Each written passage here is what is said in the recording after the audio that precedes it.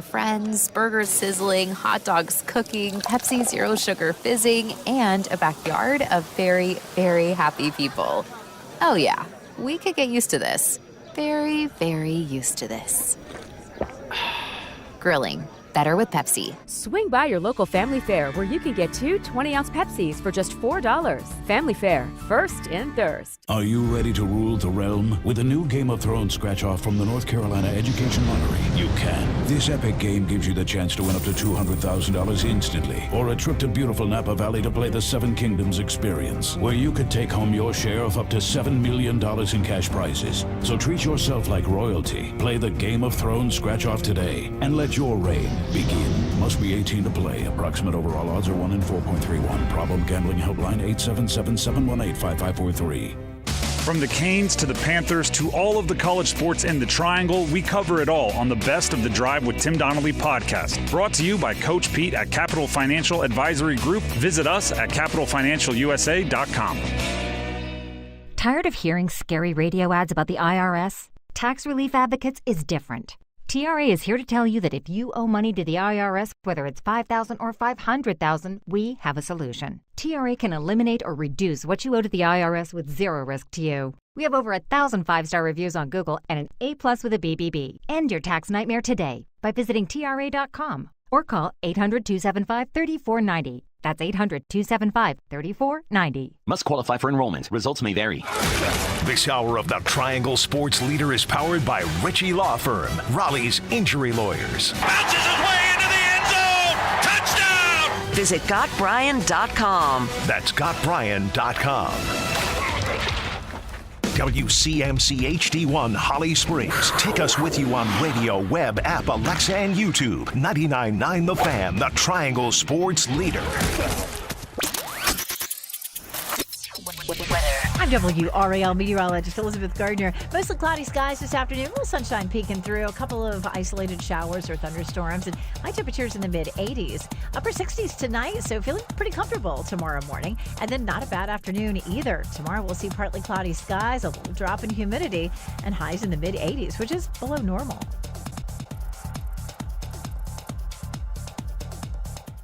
Weather update brought to you by Newcomb & Company, where your comfort is their business. Visit newcombandcompany.com.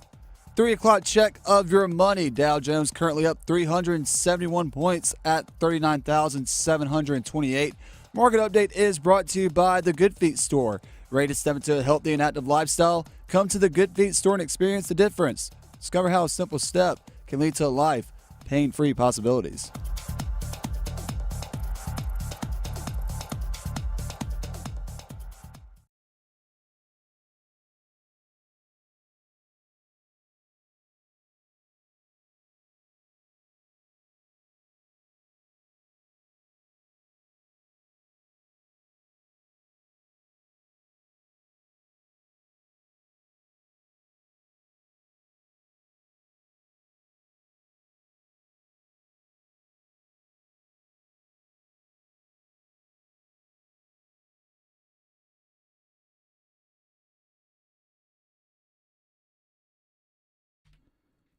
The Drive with Tim Donnelly, 99.9 The Fan. I'm Tim Donnelly. Graham Hill sitting in for Dennis Cox today. He'll be producing the show. Dennis, you just heard on the Adam Gold Show, so we gave him the afternoon to get out of here. Get out of here. Ready for a transition? Let me hear it. I'm always a fan of transitions. Panthers fans, get out of here with your asking for Hassan Reddick and Matthew Judon. Oh, okay. There you go. Coming in hot. Panthers are not buyers. They should not be buyers. Stop getting excited about buying opportunities. There is one place the Panthers can look for something to buy. The ultimate discount rack. We've all been there, right? Walk into a store. You're like, all right, nobody even look at anything unless it says 50% off, right? That's where the Panthers are. Hassan Reddick, former Panther, who's had a few good seasons since playing in Carolina, demanded a trade from the Jets, and Panthers fans immediately, I want him back. And you know what? Maybe we even contributed to this. Because here on this show, we've been talking about how the opposite edge rusher, where there's Jadeveon Clowney and then there's one on the other side, is one of the glaring weaknesses on the Panthers roster. Just unproven after unproven, especially if DJ Wanham isn't healthy. So then a pretty good edge rusher like Hassan Reddick demands a trade, and it's light bulbs, right? We need an edge rusher. There's an edge rusher. Trade. Make it happen. Open market. And then a report emerges that Matthew Judon, reportedly the Patriots are fielding calls on Matthew Judon because he's going into the last year of his contract. It's another edge rusher. Panthers fans are like, perfect. 2 options. Bring them on in. But now I am immediately responding in my own way saying, no, you don't want him. The Panthers are not in the business of tying up their future in any way in exchange for improvements to this year's team. If you can improve this year's team off the bargain basement, off the clearance rack, and it doesn't cost you any part of your future, great. Great. If it involves a long-term contract, which is obviously what Hassan Reddick wants, right, which is why it's not working out in the Jets. If it involves a big money long-term contract that ties up your cap next offseason, don't do it. If it involves trading a future pick, even if it feels like a throwaway mid-round pick, don't do it. The Panthers are not in the business of being buyers right now. They're in the business of looking for diamonds in the rough. Hassan Reddick is great. Matthew Judon is great. We know what they do. We know who they are. And you're going to have to pay the price. Right? The most extreme example, worst example might be the way to put it. The most extreme example of this thinking is the Panthers thought they were a quarterback away from a Super Bowl. That's what Frank Reich and Scott Fitterer and that group believed. They were a quarterback away. So they traded a whole bunch of future stuff for the current, meaning they traded a whole bunch of future picks, a whole bunch of young players in exchange for Bryce Young right now. Look how that turned out. Turns out you weren't a quarterback away, and now that trade is going to go down as one of the 3 to 5 worst trades in NFL history. Now, don't do that even if it's on a smaller scale. If you buy a 30-something edge rusher, which, by the way, Matthew Judon's already in his 30s, and I believe Hassan Reddick will turn 30 right at the beginning of September, so early in this year. If you buy a 30-something edge rusher, you do that when you are an edge rusher away from contention. The Panthers are not an edge rusher away from contention. They are far away from contention. Now, they are close to improvement. They're close to being better than they were last year. They are within an arm's reach of being competitive in significantly more games than they were competitive in last year. There's steps to move in the right direction, but you can't pass up the opportunity to maximize future resources with something that's going to help you this year. And you essentially don't want to pay for the Jets' mistakes as far as not putting Reddick in a schedule or in a not glorified contract, but in a set contract going into his season playing with them. No one's going to make that mistake again. Whoever trades for Hassan Reddick, whether it's the Panthers, which I hope it's not, or anyone else, is going to have a contract agreed upon before they trade for him, or else the Jets will just keep him. Only the Jets would make a mistake like that. It is very Jets-like. But also it looks like they're going to play hardball now, which kind of changes everything else up, so we'll see how it goes. Now, here's the hard part, the part that is just logically not going to work with what I'm saying, because I just went 5 minutes pretty aggressively to start the show on do not bring in these edge rushers. The problem with their defense, if there is a problem, the defense is solid. The problem with their defense is still that edge rusher position. It is still vital that you fill that edge rusher position, or that somebody steps up and plays above the way we think they'll play to make that edge rusher position not a weakness. It's just fixing your weakness for this season is not worth taking the opportunity to fix a weakness for next season or the season after. Ejiro Evero, the defensive coordinator, spoke to the media about Jadeveon Clowney, the one edge rusher we feel good about leading that pass rushing group. Well, we feel really good about the group. Clowney, obviously, his resume speaks for itself, but the group is doing a heck of a job. And they're inexperienced, but there's a lot of talent there, and they're working hard. They're improving. And when I look at where we started off in the spring compared to where they are now, and how they performed in that first preseason game, we've seen a lot of growth from a lot of the young guys. And so, got to give a lot of kudos to Eku, who's done a really good job. DJ Johnson has shown improvement. Luigi's shown improvement. So it's been fun to watch them develop. If that's what you're going to have to roll with, that's what you're going to have to roll with. That's where the roster is right now. Now, if I were running the Panthers, I would set it up so the young guys get the first chance. You're searching for a diamond in the rough. How awesome would that be? Right now, I'm thinking either next year or the year after, you're going to have to use a high draft pick or a bunch of free agent money on an edge rusher to fill that Brian Burns-sized hole in your cornerstone of your franchise. How awesome would it be if you stumble into one, right?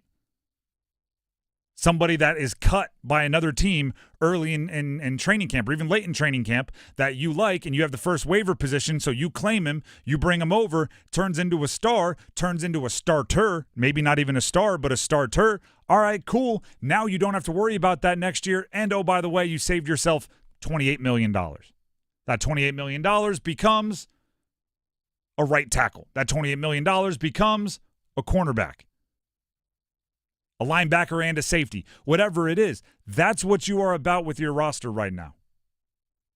So as tempting as it is to say we need an edge rusher, there's an edge rusher, you have to include the price. Right? It's no different than any other economic market, right? You can see something you want, you don't say I'll buy it until you hear the price.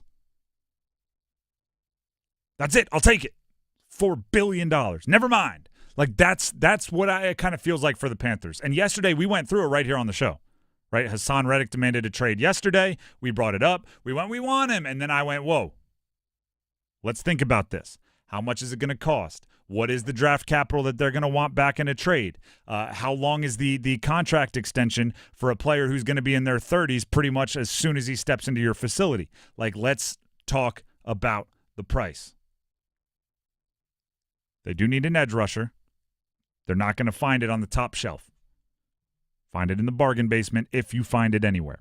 The Drive with Tim Donnelly, 99.9 The Fan. It is time for our 4 o'clock keyword in our fan football flyaway. Sorry, 3 o'clock keyword. Got my dates mixed up. Times mixed up. It's time for our 3 o'clock keyword in our fan football flyaway, sponsored by the fabulous Mandalay Bay Hotel, Atlantic Spas and Billiards, Buffalo Brothers, and Newcomb & Company. This hour's word is resort, RESORT. This hour's word is resort. Text resort to 919-860-5326, and you will have this hour's entry for your chance to win a trip for two to Las Vegas to see Carolina play football against the Silver and Black in September. This is the 3 o'clock keyword. So from 3 to 4, it expires at 4 o'clock. The word is resort, RESORT. Text it into 919-860-5326. Flights. There's a food voucher. There's rooms. It's all set up for you. Again, this hour's word to get your entry is resort. Text it into 919-860-5326. That expires at 4 o'clock. You can listen for another keyword coming up in that 4 o'clock hour. You just have to keep it tuned right here to 99.9 The Fan. When we come back, 99 questions about the college football season, the polls, the rankings, the everything is coming out. The voting is coming out for college football. Is it actually as wide open as it seems? Are that many teams really in the mix? Stick around. Atlantic Spas and Billiards, Buffalo Brothers, and Newcomb & Company want you to see football live in Las Vegas. It's our fan football flyaway. Listen weekdays through August 29th. We'll reveal keywords every hour from noon to 6. Text in the keywords to enter for chances to win a trip for two to Las Vegas. We'll fly you to an amazing room at the Mandalay Bay Hotel and Casino, and we'll hook you up with seats for the Carolina-Las Vegas game. The fan football flyaway, only on 99.9 The Fan. Where'd y'all y'all go last week? Well, we've been watching our budget. So no going out? Oh yeah, we're going out, just hitting all the specials. First, we hit the House of Hops. That's Jerome's favorite spot. Big savings on Monday and Wednesdays. Mix and match craft beer and 25% off on to-go growlers. Oh, it's a great place to relax. You know, the Mix has some good specials, and they're across the street. You have to check out their wine tastings once a month and their live music schedule, plus $5 draft beer on Thursdays. Then Saturday, it's salt and lime brunch, and Monday they have $5 margaritas. Wait, what about Sharkies? Oh, sweetie, you know Sharkies is special all the time. So you're just going in a circle. House of Hops, Salt and Lime, the Mix, then Sharkies. House of Hops, Salt and Lime, the Mix, then Sharkies. Sounds like a vicious cycle. Well, I wouldn't say it's a vicious cycle. More like a wonderful cycle. Yeah, sounds like a cycle I need to be riding. House of Hops, the Mix, Salt and Lime, and Sharkies. Definitely a cycle you should be riding. Hope to see you soon. Homeowners, listen up. Loan Pronto now has mortgage rates that start with a 4. Hey, it's Dennis Cox for Loan Pronto. It's true. Mortgage rates have plummeted to lows we haven't seen in a long time. If your current rate is over 6%, you can dump it and lower your house payment big time. Loan Pronto just locked in a homeowner with a 4.99% APR. Whether you got your loan last week, last month, or last year, it's time to call Loan Pronto. Even if you're in the process with another lender, stop now and call Loan Pronto. Ask about their zero-cost reduction home loan. You can lock in a lower rate with no closing costs in a matter of days with almost no paperwork and usually no appraisal. And if you act now, you can even skip your next 2 house payments. Call now. Loan Pronto can give you a rate quote in minutes with no hard credit pull and no upfront fees like those other guys. Call 919-381-1760 or loanpronto.com. 919-381-1760. Equal housing lender. NMLS 1661781. On approved credit. NMLSconsumeraccess.org. Did your mobile provider just increase their prices again? Switch to Spectrum Mobile, the nation's fastest growing mobile provider. With Spectrum Mobile, you get unlimited talk, text, and data, plus nationwide 5G. Switching to Spectrum Mobile has never been easier. We'll pay off your phone balance up to $2,500. Stop dealing with price hikes from your cell phone company. Get Spectrum Mobile. Visit spectrum.com/itpays-to-switch for full details. Offer subject to change. Service not available in all areas. Restrictions apply. At Lowe's, we know how to save pros time and money. Save 20% on 1-gallon cans and 5-gallon pails of Valspar Defense or Cabot Stain. Plus, save 15% on your choice of 6 or more Purdy items. And get free same-day delivery to the job site when you order by 2 p.m. Because Lowe's knows pros. Valid through 8/21 while supplies last. Discount taken at time of purchase. See store or Lowes.com for details. Must be single receipt purchase. Delivery by 8 p.m. Subject to driver availability. Additional terms apply. See Lowes.com/same-day delivery for details.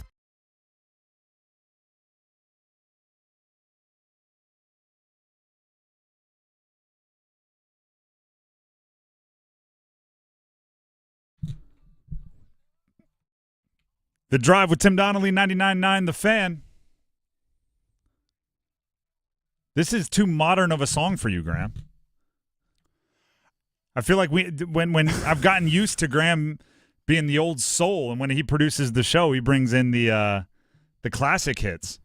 Switching it up today. Now he's got the club going up on a Tuesday. Well, it's only because I did a disservice to you as your producer, filling in today for Dennis Cox, who you usually hear on this program.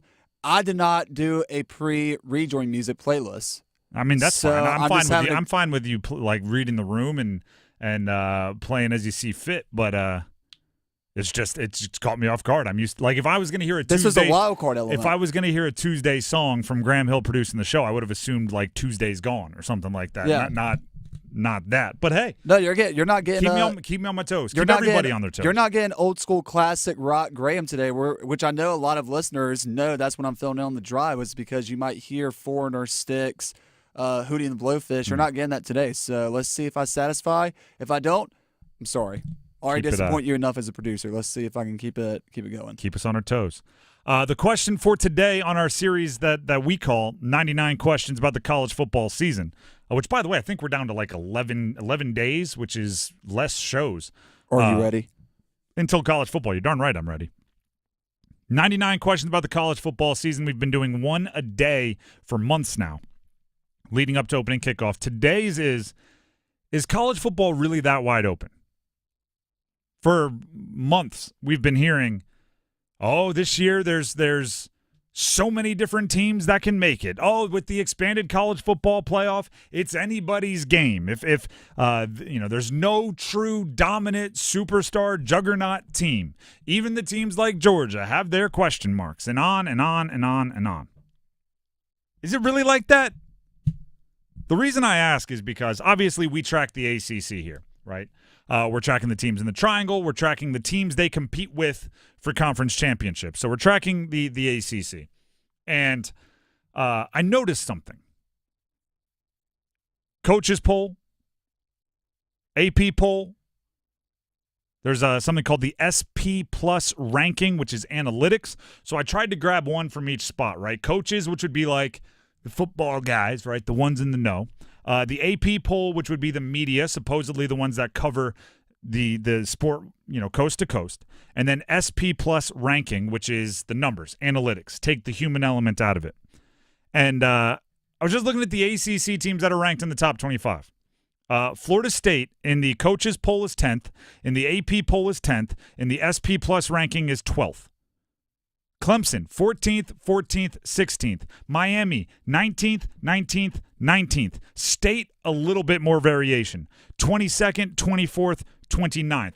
That's not that different. If everything's wide open, wouldn't there be different people with different opinions? Right? If everything's wide open, wouldn't the 6th-ranked team in one poll be the 27th-ranked team in another poll because it's wide open? Well, not even that. I just see a lot of parity in a lot of these polls. I feel like for it to be a little more open, you would see some of the teams that got receiving votes, like a Virginia Tech or even App State, land in these rankings somewhere. They'd bounce in or bounce out. It's there's two things it could be, and I want to be open to this. Could just be groupthink, right? It could be, I don't know who's the best teams, and you just hear someone else say a ranking, so then you go, all right, no one will make fun of me if I say what they said. And then the next person hears you say it, and the next person hears them say it, and then by the end, everybody turns in the same numbers, even though we genuinely have no clue. Or it could be this. We don't know. We are going into, and by the way, you don't hear people in sports radio say this. We don't know. We are going into a college football season after unprecedented change, and we don't know who's going to be good. So we blindly believe in brands. Who's going to be the best in the ACC? Florida State and Clemson. Did you look at the rosters, or did you just search on Twitter for who has the most followers? Like it's just you bet on brands because you have nothing else to go off of. And I thought this was an interesting soundbite here. Jump to the Justin Wilcox soundbite. Cal put out their behind the scenes Golden Era. It's called Golden Era. It's like their Hard Knocks version. Exactly. Their own team put together Hard Knocks. And their coach, Justin Wilcox, who we talked to at ACC Kickoff, talked about the challenges to begin this season. This is what we need from everybody right here. I don't care if you're coaching, playing, okay, if you're strength, your training room, or nutrition. Okay, when we're here, we're all in. A lot of different ways to run offense and defense, a lot of different strength and conditioning, okay? But when we're here, we're all in. We're doing it our way. We got to commit to doing it our way. We are not asking for a 6-year commitment or a 4-year, okay, or a 2-year. When you're here, you're all in. That's how we're doing it, okay? College football is different. There's movement. We got 50 new faces in here. It's friggin' awesome. You guys have come together great, okay? But for this to work, for us to achieve what we want to achieve, you got to be into doing it our way. You guys got me there? Sure. Okay. It's about one moment. He's not asking for a 2-3-year commitment. He's saying, hey, when your feet are in this building, work hard. That's as far as college football goes anymore. It's really about just one roster at a time. It's about one day at a time, 1 week at a time, 1 month at a time. And because of that, it makes every year, and we've talked about this a little bit, it makes every year its own thing. You can put up barriers between last year's team and this year's team. Right? The coaches poll used to be this. Coaches would look at a team last year that won a bunch of games, that didn't lose many starters to the pros in graduation, and hopefully they won their last 3 games in a bowl game, and you'd say they were trending up, and then you'd put them in your college football top 25. Nowadays, you can't do that. You can't look at last year for how good this year's team's going to be. Even if they kept a lot of, like if you're a team like Virginia Tech, right? They brought back at 21 out of 22 starters, 22 out of 22 starters, depending on where you look and what you consider a starter, right? And start 7 games where they brought back a ton of starters. You can't even look at Virginia Tech and say this is where they're going to be in the ACC because they're improving, because are they better or worse than NC State? Well, NC State has a new quarterback, a new running back, a new wide receiver, a new tight end, a new offensive lineman, a new defensive back, a new this, a new that, a new everything. All right, well, what about Duke? Last 2 years, Duke's been on the up and up, right? Last year, for the first time, hosted College Game Day for football. They beat Clemson. Well, guess what? Off of that success, the coach left. Off of that success, the quarterback left. Made a whole bunch of money from Notre Dame. Like, it's last year doesn't matter for this year. So what do you do for coaches polls, AP polls? What do you do? I don't know. Pick the teams that are usually good. Yeah. Pick the teams that are usually good. You look at the top, it's Georgia, it's Bama, it's Oregon. It's the same teams that have been near the top each of the last few years. So is it groupthink? Yes, but it's also like, what else are you supposed to do? I'm as high as anybody I know on NC State, right? I really like what they did in the transfer portal. I think they brought in teams that they brought in players that they needed to level up, their offense especially. But if you truth serum me, right, if you put truth serum into my veins, I can't talk with certainty about NC State at all. Grayson McCall was great at Coastal Carolina. That's not the ACC. I think some of that skill set's going to translate. I can't talk with definitive nature. In the past, if you were going to put a team in the top 25, there's a good chance you saw the quarterback play for that team last year. Nowadays, it's not only did I not see that, I don't see the coach, I don't see the running back, the wide receiver. Each year is so in a one year like section era that coaches like Justin Wilcox at Cal are going, I don't even want to talk about next year. Heck, by the second semester, some of you are going to be in the transfer portal, or at least mentally there if the window hasn't opened. So let's focus on like this week getting better. And when coaches are thinking like that, how the heck are we supposed to know what carries over from season to season? The Drive with Tim Donnelly, 99.9 The Fan. We're going to take a break, but when we come back, I have a warning for the NFL. Payton Wilson with the Steelers in his first preseason game looked like the same game wrecker he was here in Raleigh. Stick around. Evan, Canty, and Michelle are unsportsmanlike. It feels like Jets fans are doing it to themselves all over again, falling head over heels for this team. I don't want to see another year where they have these high hopes and you see Aaron Rodgers running out of the tunnel in a primetime game and then 4 plays later, your season's over. I don't want them to have that type of letdown again. Mornings from 6 to 9 on 99.9 The Fan, the Triangle Sports Leader.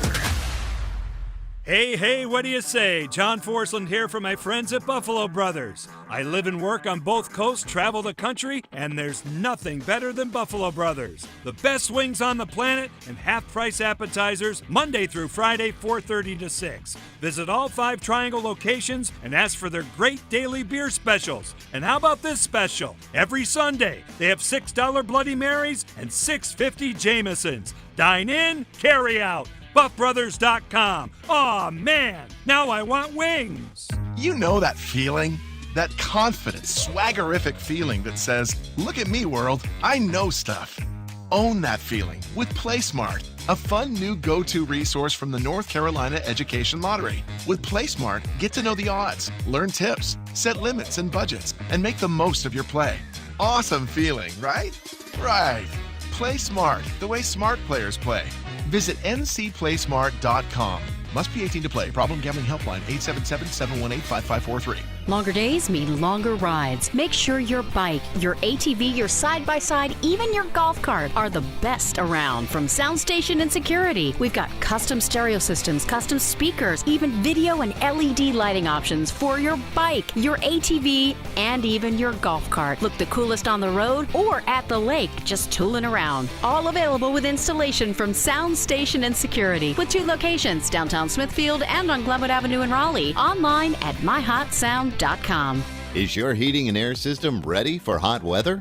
Call Newcomb & Company today to schedule a routine maintenance and ensure your system is operating at peak performance. Become a Comfort Contract customer to receive priority service and a 15% discount on service calls and repairs for HVAC and plumbing work. Newcomb & Company has served the area as a Carrier Factory authorized dealer for more than 3 generations. Turn to the experts today. Call 919-862-3000 or find us at newcombandcompany.com. Newcomb & Company and Carrier. Your comfort is our business. eBay Motors is here for the ride. 120,000 miles of night drives, daily commutes, and who knows how many. Are we there yet? Through countless fixes, elbow grease, and a new radiator, you kept your ride alive. With eBay Motors, you have over 122 million parts to keep it running. And with eBay Guaranteed Fit, they'll be the perfect fit every time. Plus, at these prices, well, we're burning rubber, not cash. Keep your ride or die alive at ebaymotors.com. Eligible items only. Exclusions apply. Adam Gold in studio with my man Patrick Day from the Aluminum Company of North Carolina. All right, everything for the exterior of your home. Do you have a favorite? I have a favorite, yeah. I want to hear it. So windows, doors are my favorite products. The reason why is because we are the best at installing them. You know, there's 1,000 different types of windows on the market, doors on the market, different people installing them, different companies. I don't care how good a window you get. If it's not installed properly, it's not going to do you a bit of good. I always tell people, if you buy a submarine window, the best one in the world, and you have me put it on a submarine, you don't want to get in that submarine. I don't want to get in the submarine either way. I hear you. So anyway, so that's the thing I say. So it's really important that you have things installed properly. We've been around since 1961. We've got a 4.9 out of 5-star Google review ratings, over 800 reviews. Give us a call. We'll come out and give you a free no-obligation estimate. It's the Aluminum Company of North Carolina. You can find them online at aluminumcompany.com.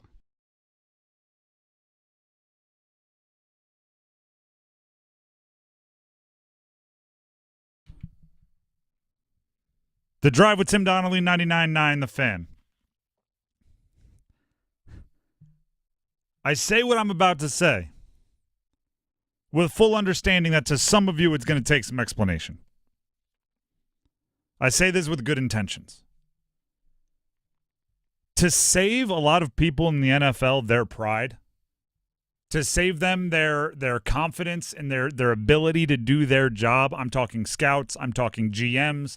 I'm talking director of football operations, director of college scoutings. In order to preserve their sense of self across the NFL,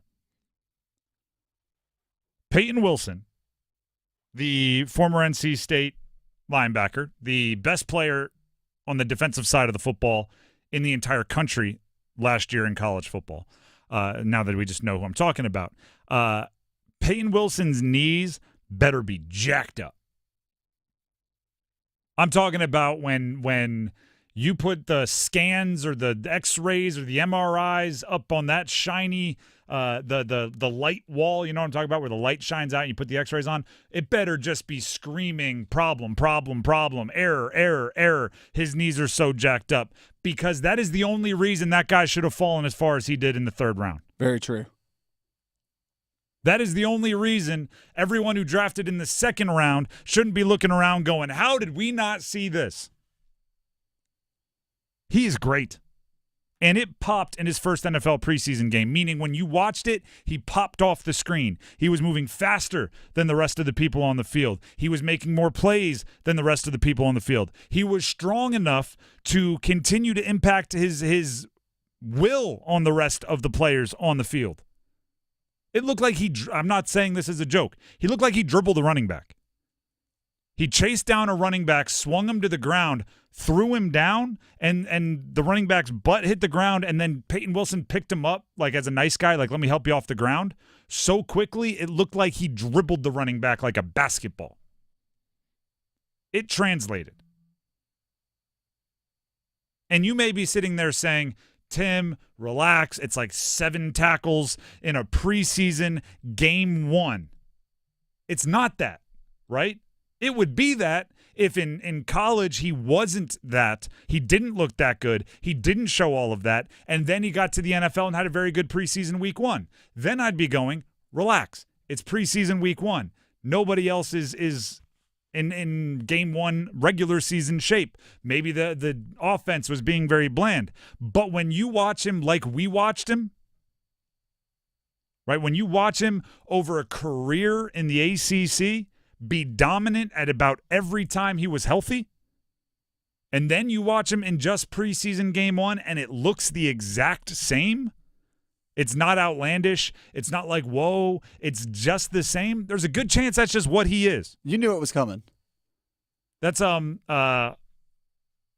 trying to think of his first name now. Howard Cosell's Greg Cosell. I think it's Greg Cosell. It's Howard Cosell's nephew, is one of the ultimate tape grinders in the NFL. NFL Matchup, if you remember that show, it used to be Ron Jaworski. It was Sal Palantonio, Merrill Hodge, like NFL Primetime. All of those, he was the tape guru behind the scenes, breaking down all the tape and helping them come up with their points. Greg Cosell says he doesn't get excited about quarterbacks in the preseason when he does things that when they do things that he already knows they can do, right? So Caleb Williams rolling to his right, throwing accurately on the run for a 26-yarder to Cole Kmet, Cosell was like, I'm not like, wow. I watched him do that for the last 3 years. That's not the part that I'm curious about him being able to do. Payton Wilson is kind of that way. When he's playing from sideline to sideline, when he's getting into the backfield, when he has more burst than the offensive players trying to block him, I'm not going, whoa, this is crazy. I'm going, yeah, that's what he does. The difference is Caleb Williams was drafted number 1 overall, right? So when he does the things you're supposed to do, there genuinely is no surprise. It's like, yeah, that's what he can do. I've seen it. With Payton Wilson, because he fell all the way into the mid to late 3rd round, I was kind of going, I guess he's not going to be able to do what he's always done in the NFL. Because if he could do what he's always done in the NFL, he'd be a high 2nd round pick. Feels like the Carolina Panthers would have pulled the trigger and gotten him with all the high praise that they got from Greg Olson on him. It's not Greg Olson, Luke Kuechly. Especially when the Panthers took Trevin Wallace 20-plus picks before Payton Wilson in the 3rd round, a player at the same position. His knees better be jacked up, right? Because there are those players, I don't know why this one's always the example, Brandon Roy with the Trailblazers, where it's like, oh, no, he's going to be awesome, but his knees are going to run out, right? Another example, Todd Gurley. I don't know if people knew this. I knew a few friends of a friend who knew Todd Gurley, and all of them said he's the best football player I've ever seen. Turbo stand up? Going into the NFL draft, they're like, oh, he's the best player I've ever seen, but it's pretty much well known his knees are not going to last. And sure enough, he had like 3 seasons in the NFL where he was leading the NFL in touchdown. Then the wheels fell off, right? He had 1,600 yards, and his knees couldn't work, and suddenly he's out of the league by the time he's 27. And I'm saying this facetiously. I'm not saying this like I'm hoping for it. That better be Payton Wilson. Or else everybody that passed on him is going to have their tail between their legs and saying, I don't know how we missed it. Maris Liufau actually went to one of the high schools I went to, so I've been following him for a long time. He was drafted before Payton Wilson by Dallas. He had 44 tackles his last season at Notre Dame. No disrespect, because obviously that means he tested well, he ran well, he was good at the combine, people are impressed by some things he can do. 44 tackles your last season in college should not put you in the same conversation as Payton Wilson, when I know Payton Wilson also had a good combine, also ran well, also did well in drills. Sometimes it's like, right, we're on the outside, and more we're being let in on it. Right, we're seeing the Hard Knocks offseason with the Giants. We're seeing things like the blueprint, which the Panthers put out on their YouTube channel, behind the scenes of the draft process. We're being let in more and more, but occasionally there is a decision, that is uniformly made by the whole league that makes me go, we don't have the whole story. We can't possibly have the whole story. Because if we have the whole story, they're dumb. And it's one thing if there's a dumb team, right? We've seen that. For a long time, it was like the Lions. Then, for a long time, it was Washington, right? There's dumb teams that just seem to always make bad decisions. I don't know if the whole league is that way at any point in time. And the Payton Wilson the Payton Wilson draft slide, to me, is one where it's like, all right, we don't have the whole story. Those medicals must have been screaming, don't draft me. Because the thing that I can't understand is how do you let the Butkus Award winner this past season fall that far in the draft? And not occasionally there are college football award winners that are just very obviously great college football players, right? A short quarterback that runs a lot, picks up a bunch of rushing yards in college, but runs a 4.65 at the combine. It's like, you know what? That's going to be really tough to translate to the NFL. I understand you might have been, a Heisman finalist or a Heisman Trophy winner, but it's not an NFL thing. Sometimes you see that with linebackers. That's not Payton Wilson, right? Payton Wilson played an NFL quality game and then went to the combine and ran a sub 4.5 40. Andy's my height. I'm 6'4". I've walked past him. We look eye to eye. He's a legit 6'4". He's built like a big quarterback, actually. He's built like a Josh Allen style quarterback. And he just runs and makes plays like a linebacker. I mean, when he did intercept the ball a lot of times at NC State, he had it tucked away. He did kind of look like a quarterback that was scrambling towards the end zone. There's something we don't know, and I assume it's the medicals. Or else everybody is going to have to answer to their boss a couple years from now when he's the next Luke Kuechly or Patrick Willis or whoever it is, right? Whoever one of the top offense or top off-ball linebackers are, and they're going to have to go like, how did we let him fall all the way? Why did we draft this linebacker ahead of him? And the only correct answer that you could possibly have when the owner comes and asks that question is, the trainers took him off our board. The trainers said, under no circumstances can we draft that guy. Well, bring that team doctor into the office. But anyway, what I find more ironic about this, after Payton Wilson was all over the field with the Pittsburgh Steelers in that first preseason game, 7 total tackles led the team, 5 solos led the team, 1 tackle for a loss. You know what Mike Tomlin said when he was asked about it in the postgame press conference? We were not surprised. Of course not. Anyone that's watched him play isn't surprised, especially those that have watched him as close as we have, and I'm sure Mike Tomlin has. The question is, when it's that obvious, what don't we know? Because I was watching going like, all right, let's see if it holds up. The NFL said it won't. And then he started playing, and I was like, nope, that's the exact same guy. The exact same one. This was last Friday. Yep, cool. Thought that's what I saw. The Drive with Tim Donnelly, 99.9 The Fan. And this is going to be a really unsatisfying segment for those of you that have been listening to the whole thing because I don't have the answer. If I did, I would tell you, but I don't have the answer. The Drive with Tim Donnelly, 99.9 The Fan. Another question I don't have the answer to. We asked it yesterday. Who's going to be the quarterback for UNC? Because I'm having, and I said this yesterday, and go back and find it on our YouTube, I'm sure. I'm having a hard time talking about UNC football until we know the quarterback. With the idea being, they're so different, right? Connor Harrell runs a 4.4 according to Mac Brown. Like, he is a dual threat through and through as a quarterback, little undersized, but runs a 4.4 40. Max Johnson, the incoming transfer from Texas A&M, 6'5", laser rocket arm. The only season he started an entire season was 2021 at LSU. He totaled negative 39 rushing yards. Again, with the caveat that in college, sacks count against your rushing yardage. So it's not that bad. But he's a pocket passer. How can I talk about UNC when I don't know if they're going to be running an offense with a guy that runs a 4.4 or a guy who's 6'5" and a statue in the pocket? Or how their opponent's defenses are going to be scheming up against them. I thought that was a great point that you brought up yesterday. It's 100% true. How do you get Omari and Hampton going? Is it by keeping them honest through the air? Or is it by a couple quarterback runs so now they know they have to let a linebacker, a safety, an edge kind of play off to contain Connor Harrell even on a fake. It's hard to know. So it's hard to talk about what UNC is going to do as a team until you know that answer.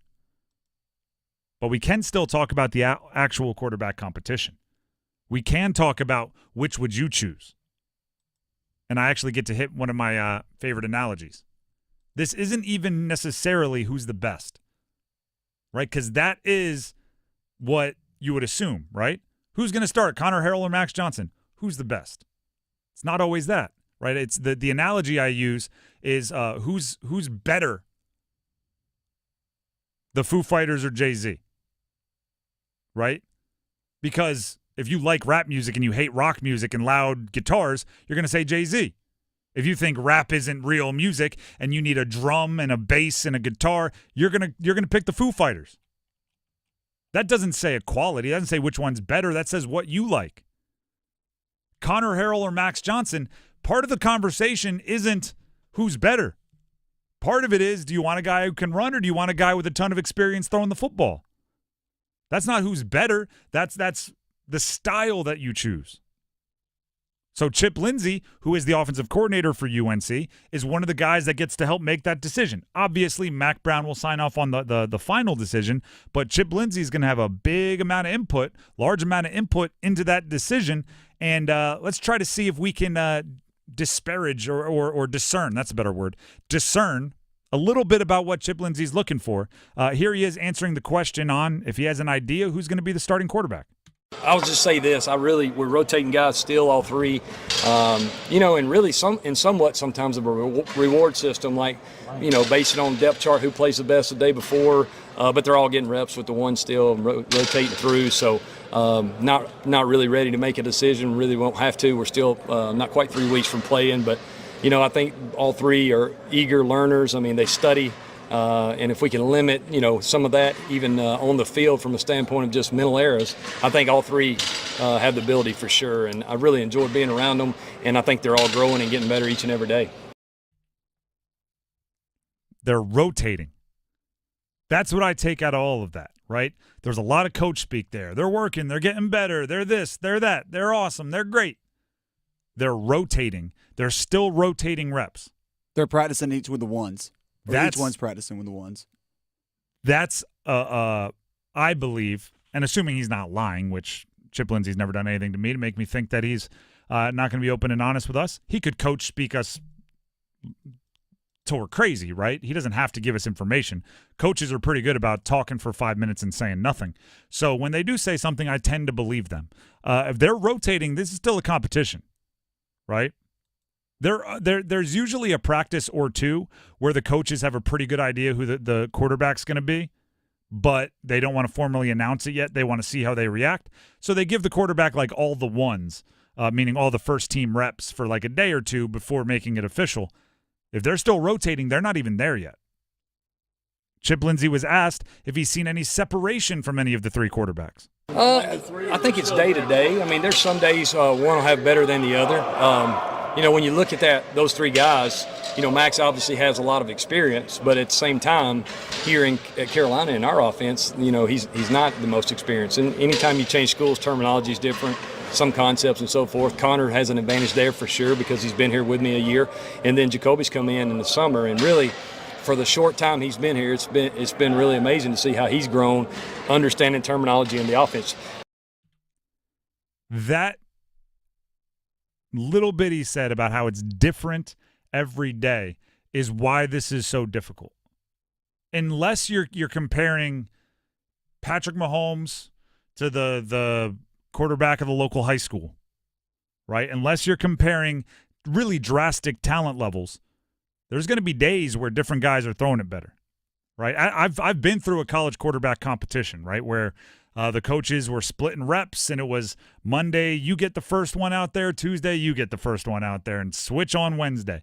Like, I've been there, and I can tell you this. When you have a great practice, right, get in the zone a little bit, you're dicing, you're slinging it, you're spinning it, you're walking off the field going like, man, they should name the quarterback today. We're going to go shower up, head to team meeting, right before we hit dinner, they should walk up there, name the quarterback today. Then you go out there the next day, maybe the next day after that, you have a little off practice. You and the wide receivers aren't on the same page. You maybe get fooled by the defense once or twice. You're walking in going, oh, there's no way they can name it today. You know? They'll wait till the end of the week at least, because it fluctuates like that. There's days I'm sure where Max Johnson is dicing. There's days I'm sure where Connor Harrell is dicing. The coaches can't get caught up in that because they have to think what's best for our offense every day. This is why they're paid the big bucks, meaning Chip Lindsey and Mac Brown. It's not an easy decision, especially when nobody is taking themselves out of the competition, right? That's the thing that a lot of people don't realize is sometimes a quarterback competition, particularly one like this, right, where you're going to depend on the running game a lot. You're going to depend on the defense a lot, right? This is not a quarterback competition where you recognize your offense is going to have to score 48 points a game. This is a quarterback competition where you realize it's going to be a lot of handoffs and just don't drive it off the road. So usually what you're looking for there, sometimes guys will play themselves out, right? What I mean by that is a lot of turnovers in practice. Yeah. You throw interceptions enough, coach will not feel bad giving it to the other guy, even if the other guy's not doing anything spectacular, right? He's throwing it away rather than throwing it to the defense. It doesn't seem like Connor Harrell or Max Johnson are going to make it that easy for the coach. Seems like they're really limiting their mistakes whenever they do get their reps with the ones. Coaches want you to make that decision easy for them,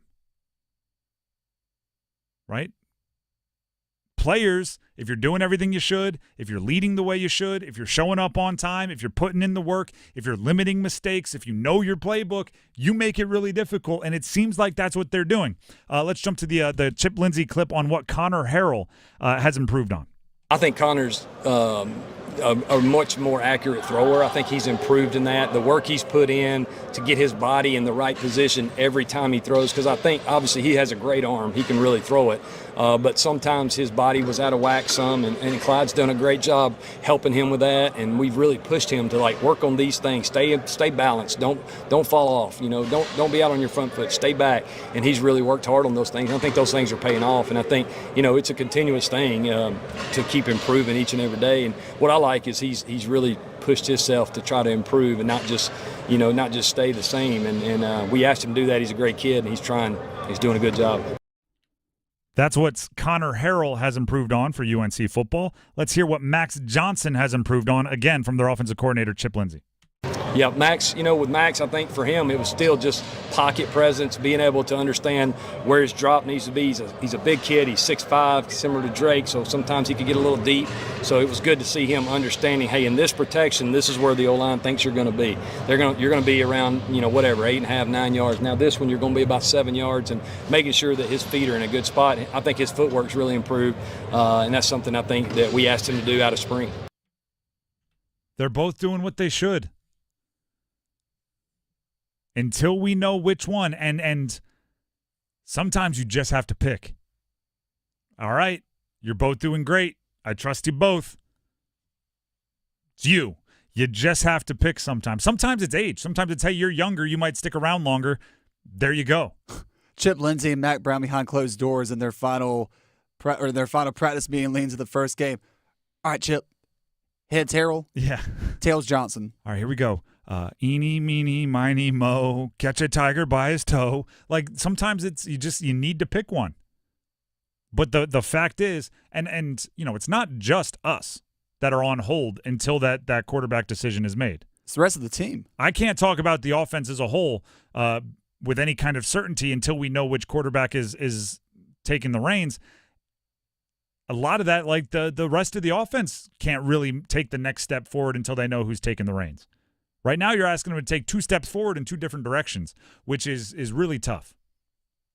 Which is why coaches don't like this to drag on, and it's why Mac Brown said it won't go into the week of game prep. I know we've talked about this before, but if I had to make a prediction on when the decision is going to come out, I would say it's going to have to happen this Saturday because they'll have Sunday and Monday off, Monday being the first day of classes for North Carolina's campus. And then when they go into Tuesday, it's a short game week, getting ready for Minnesota. And like you said before, you want to announce it the day going into the off day, so you kind of have the day to just kind of realize, all right, I'm going to be the starting quarterback for this team moving forward. And then the following day, you want to have that extra day just to go into the film room and start breaking down Minnesota's defense. And then Tuesday coming out and actually being the leader on the field at the quarterback position. Their first game, I believe, is 16 days away.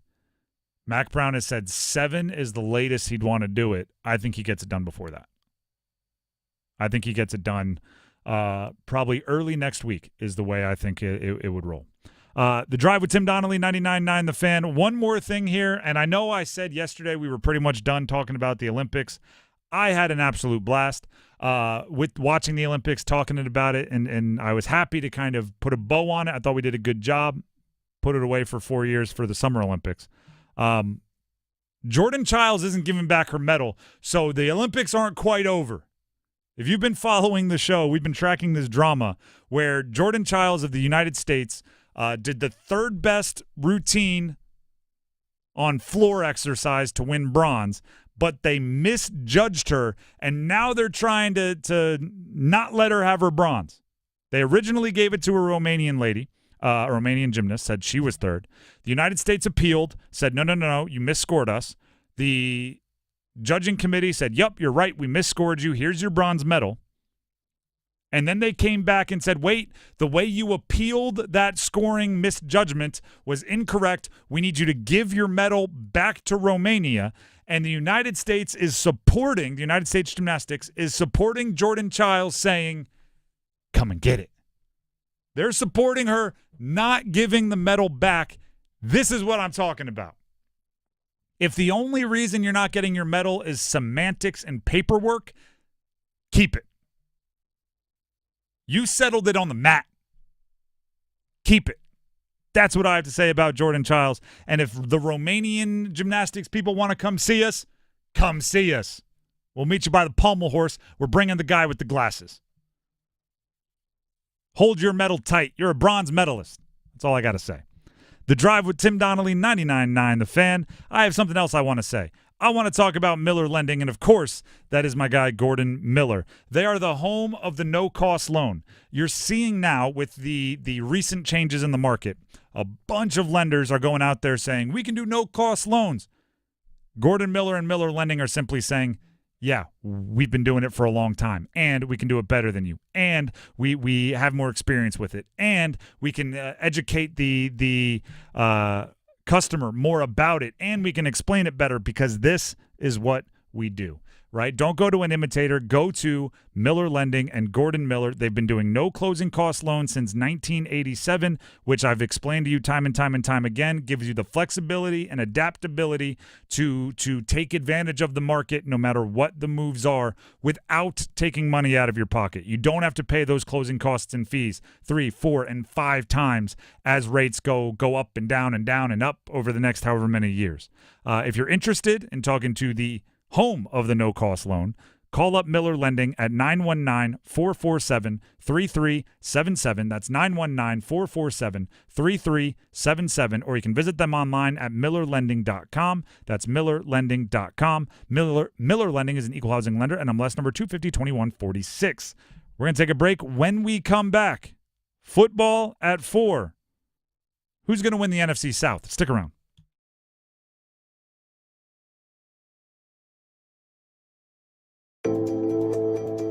Hi, this is Renee Chu.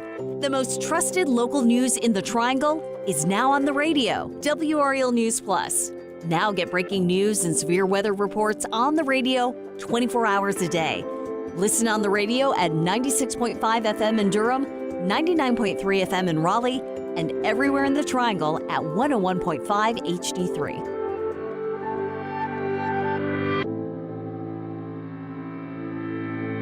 Are you ready to rule the realm? With the new Game of Thrones scratch-off from the North Carolina Education Lottery, you can. This epic game gives you the chance to win up to $200,000 instantly, or a trip to beautiful Napa Valley to play the Seven Kingdoms experience, where you could take home your share of up to $7 million in cash prizes. So treat yourself like royalty. Play the Game of Thrones scratch-off today, and let your reign begin. Must be 18 to play. Approximate overall odds are 1 in 4.31. Problem gambling helpline 877-718-5543.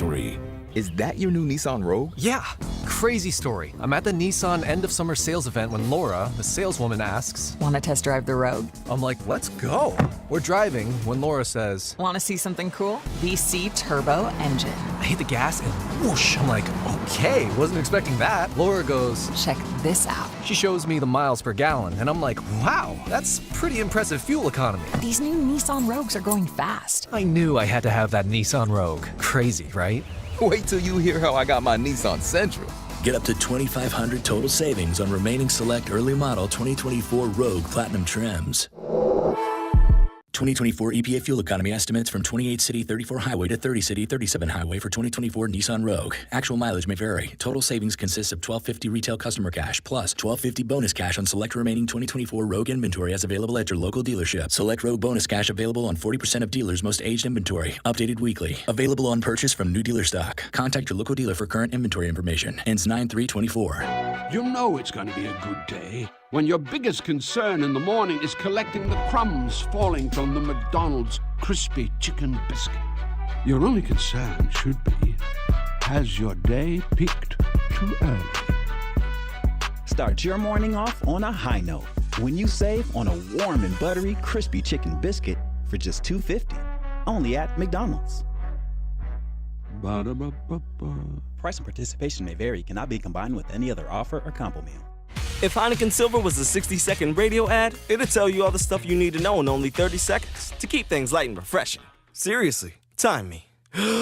Heineken Silver, a world-class light beer that's surprisingly crisp and refreshing, made with only premium quality ingredients and just 2.9 grams of carbs and 95 calories, all without compromising on taste. Heineken Silver, all the taste, no bitter endings. Order now at Heineken.com/silver. Must be 21 and older to purchase. Enjoy Heineken responsibly. Whew, 30 seconds, that's it. Done. Peace.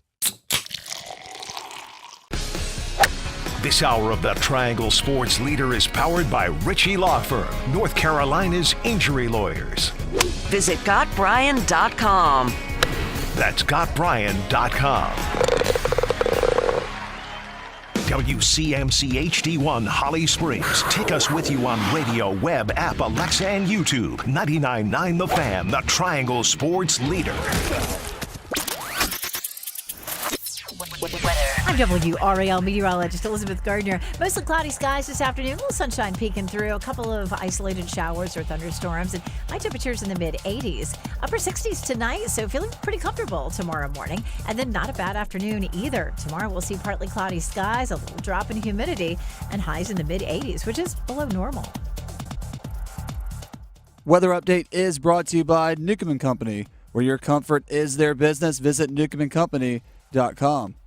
4 o'clock check of your money. Dow Jones up 414 points at 39,771. The market update is brought to you by the Good Feet Store.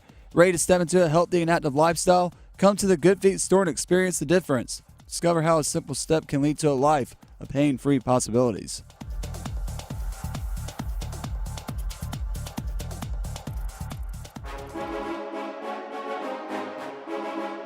Let's move the chains. Time for football at 4. The Drive with Tim Donnelly, 99.9 The Fan. Before we get to football at 4, it is time for our 4 o'clock keyword in our fan football flyaway, sponsored by the fabulous Mandalay Bay Hotel, Atlantic Spas and Billiards, Buffalo Brothers, and Newcomb & Company. This hour's word for our fan football flyaway is, this is appropriate, drive. D-R-I-V-E. You're listening to The Drive. Text DRIVE to 919-860-5326 to enter for your chance to win a trip for 2 to Vegas. Sometimes I don't think everybody truly comprehends what we're doing here. We are giving someone a pretty dope trip to Vegas. Dope being a positive, a good thing. That's a positive adjective. You'll see a football game between Carolina and the Silver and Black. You'll have typical Vegas experiences, right? The room, the food, all of that kind of stuff. All you have to do is listen to 99.9 The Fan between noon and 6 every weekday, and once an hour, hear the keyword that we tell you and text it in. Each keyword expires at the end of each hour, so this 4 o'clock word expires at 5 o'clock, but if you text it in before 5 o'clock, you get this hour's entry. Then you listen again during the 5 o'clock hour, you get another entry when you text in the next word.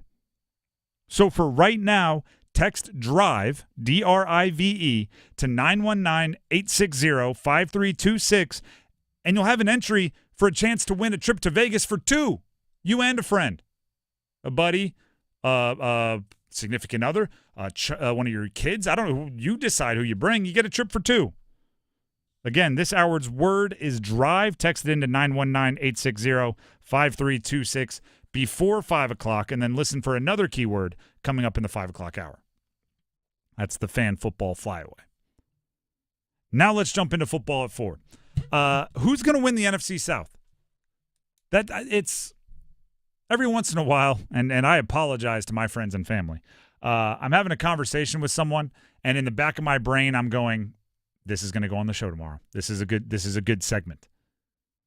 So I was talking with my buddy who is a diehard Saints fan, has been my entire life. Right, goes back well before Breeze, well before even Aaron Brooks. Like for us in our 30s, that's a long time back. Diehard Saints fan. And we got to talking about who's going to win the NFC South because he knows I cover the Panthers, and it's a conversation point. And it was crazy how much we instinctively saw the division differently. We didn't necessarily disagree, but we were coming at it from two different angles, right?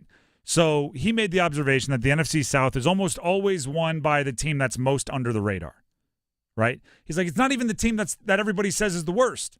It's the team who nobody is saying anything about. And he pointed to the Bucs last year, right? He was like, there's usually a team with a bunch of hype. There's usually a team with a bunch of whatever the opposite of hype is. Everybody thinks they're going to be trash. And then there's these two middle teams, and whichever one's talked about least, that always wins. And I was like, that's funny. It's a good observation. Pretty true. And then he went Bucs, and I went Saints. And I was like, wait a second here. So we agree the under-the-radar team, the ha-ha-ha, is going to win. But now we have disagreements on who's under the radar. He was like, well, the Bucs won last year. They won the division. Nobody was talking about them. And I was going, well, yeah, but they gave Baker a big contract. It feels like they're in the mix. I'm going, nobody is talking about the Saints. And he's going, well, they kind of are, right? It's the Derek Carr thing, and now there's I just blanked on the South Carolina quarterback that's down there. Spencer Rattler. Rattler. I was going to call him Stabler, but I knew that wasn't right. He's like in Rattler, and it's and it's they still have the famous guys. They still have Cam Jordan and Chris Olave and Alvin Kamara. And I'm going all right, maybe. And then we got to thinking, and we're like, all right, well, the Falcons are the favorite, and the Panthers are who everyone thinks is going to be trash. But the Falcons also have that little bit of dream team feel. You know what I'm talking about? Where it's like nobody is super accomplished, but you feel like putting them all together is going to make them go crazy. Like that. I say dream team because there was that one Eagles dream team back in 2011 where it was a whole bunch of Nnamdi Asomugha and Vince Young and Mike Vick and all these guys were on a team. They started calling themselves the dream team, or at least Vince Young did. Didn't work out that way. Turns out, put together a bunch of pieces, it might not always work. The Falcons have a lot of talent. Bijan, Drake London, Kyle Pitts. And everybody's just assuming you drop Kirk Cousins in the mix and suddenly they're going to be a great offense. And I'm going well, Kirk Cousins, he's very good. Don't get me wrong. Yeah. Very rich. Don't get me wrong. But he's never really proven to lead a playoff contender. He's also up there in age, and he's coming off a significant injury. And they drafted his backup in the first round, 8th overall. I was going to say, when you mentioned you dropped Kirk Cousins in the mix and just expect him to be good, I almost said, or Michael Penix. So now I'm looking at this, and I'm going, you know what? If you told me any team other than the Panthers, like if I went into a coma today and I woke up and it was the first, that Tuesday, first week of the NFL playoffs, the regular season just ended, I think you could tell me anyone other than the Panthers and I wouldn't be like floored. If you told me the Panthers, I'd be shocked. Like, don't get me wrong. But if you told me the Falcons won, I'd go, oh, look at that. Kirk worked. If you told me the Saints won, I'd go, all right, that's probably a pretty boring season for everybody, wasn't it? Told me the Bucks, I would be like, all right, maybe they didn't miss Dave Canales, but all right, makes sense. Like, all of them are in the mix. And if you're a Panthers fan, again, I don't think the Panthers are going to win the division. I've been pretty upfront right there with that, right? I think they'll be better than they were a season ago, but I do not think, players should refrain from scheduling, vacations during the divisional round, if you catch what I'm saying. You don't tell your teammates you scheduled it, but hey, you can probably put the down payment on the Airbnb. However, it's nice to know there's no juggernauts, right? When you're a team like the Panthers that is looking for winnable games, right? And by the way, when the schedule was first put out, the Panthers were one of two teams that were not favorites in any game, right? Not a single one. Now, their win total is still 4 or 5, depending on which book you look at, 4.5. But they were not favored in any individual game. So you're just looking for games that are winnable. This division provides a bunch of them. If you were in the, say, AFC North, and you're running into the Bengals, you're running into the Ravens, you're running into, like, that whole unit. Yeah, I don't like those odds so much. Then I'm going, like, part of your win total is out of your hands, right? Part of your win total just comes down to who you are playing on your schedule. And you play your division twice each. Panthers could be the worst team in the division and win 2 or 3 of those division games. That means you either matched or exceeded last year's complete win total just in your division. Because here's the thing, I feel like we were sitting here around this time last year saying the exact same thing. I actually think last year we were sitting around trying to talk ourselves into the Panthers could win it. Yeah. Because the division was so bad. I'm not even saying like they're bad so the division is you can go win it. I'm saying it's bad so it gives you opportunities for bright spots. Right? I don't think there is a realistic Panthers fan out there that would be upset with 6 or 7 wins. I mean, sure, you have your optimism and your fantasies of like, all right, let's go win 12 games. I looked at the schedule. There's 12 wins. Let's somehow sneak in the playoffs. Like, I root for it. Don't like. You're a fan. Be a fanatic. Like, root for it. But a realistic fan, I think, looks at 6, 7 wins and goes, yeah, that's pretty good. And I think you're more likely to get there because I look at the NFC South and go, they all have flaws. They all have reasons to be concerned. And even if one of them plays out their potential, that means 2 probably don't. If I had to pick who's going to win the NFC South, I think I'm going Falcons. But I hope you recognize that, if you were taking the stenographer notes or you're doing the closed captioning for what I'm saying, there's probably a question mark at the end of that. I didn't say it with a period or an exclamation point. It wasn't like I'm taking the Falcons. It was like, the Falcons, I guess. If I'm having to choose? Yeah, sure, Falcons. And like if you're the Bucs fan and you're upset by that, I get it. If you're a Saints fan and you're like, what about us? I get it. It's just it's an ugly division to be in. The Drive with Tim Donnelly, 99.9 The Fan. We are going to take a break, but when we come back, we have Cop or Drop. Graham is going to throw everything he can at me, and I'll decide whether I'm copping or dropping the biggest stories in sports. Stick around. Atlantic Spas and Billiards, Buffalo Brothers, and Newcomb and Company want you to see football live in Las Vegas. It's our fan football flyaway. Listen weekdays through August 29th. We'll reveal keywords every hour from noon to 6. Text in the keywords to enter for chances to win a trip for two to Las Vegas. We'll fly you to an amazing room at the Mandalay Bay Hotel and Casino, and we'll hook you up with seats for the Carolina-Las Vegas game. The Fan Football Flyaway, only on 99.9 The Fan. Viva Las Vegas. It's bow time. A leg and thigh dinner from Bojangles for just $5.99. Leg and thigh dinner from Bojangles for just $5.99. So crispy. So crispy. And juicy. And juicy. So much flavor. So much. Stop it. What are you doing? What? You expect me to get this delicious deal and not say anything? You're unbelievable. You're unbelievable. With a boldly seasoned leg and thigh, choice of fixin', a biscuit, and legendary iced tea, it's a deal so good it's worth repeating. So eat and repeat while it lasts. It's bow time. It's bow time. Dine in, drive through, or tap your favorite delivery app and have Bojangles come to you. Satisfy your craving for flavor right now with Bojangles 2-piece dinner. 2 pieces of Bojangles dark meat chicken, your choice of fixin', a biscuit, and iced tea for just $5.99. That's right, just $5.99 for limited time at participating Bojangles. What are you waiting for? When you're hungry, it's always bow time. Spectrum Internet has enough speed to handle all your needs, so you can work, game, and stream with speeds up to a gig. Plus, Spectrum's advanced Wi-Fi provides enhanced security for all your connected devices. Get Spectrum Internet with fast and reliable speeds, starting at just $29.99 a month with a 2-year price guarantee. Visit spectrum.com/internet for you for full details. Offers subject to change, valid for qualified residential customers only. Restrictions apply.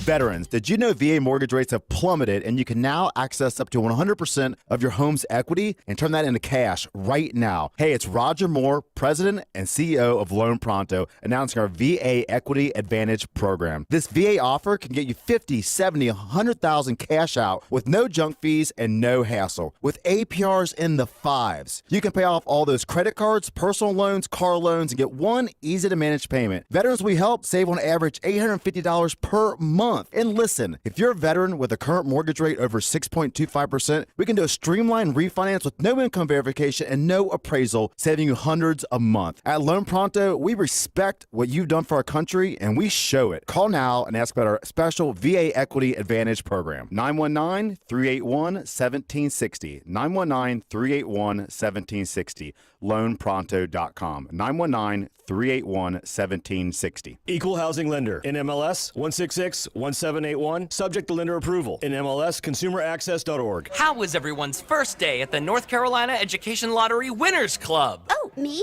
I set the high score in mini golf. I tried a new food called wasabi. Oh, I did absolutely nothing. It was amazing. There's no wrong way to be a winner. New $50,000 payout and $1 million cash word are here. The Winners Club awaits. Must be 18 to play. Approximate overall odds of winning range from 1 in 3.54 to 3.58. Problem gambling helpline 877-718-5543.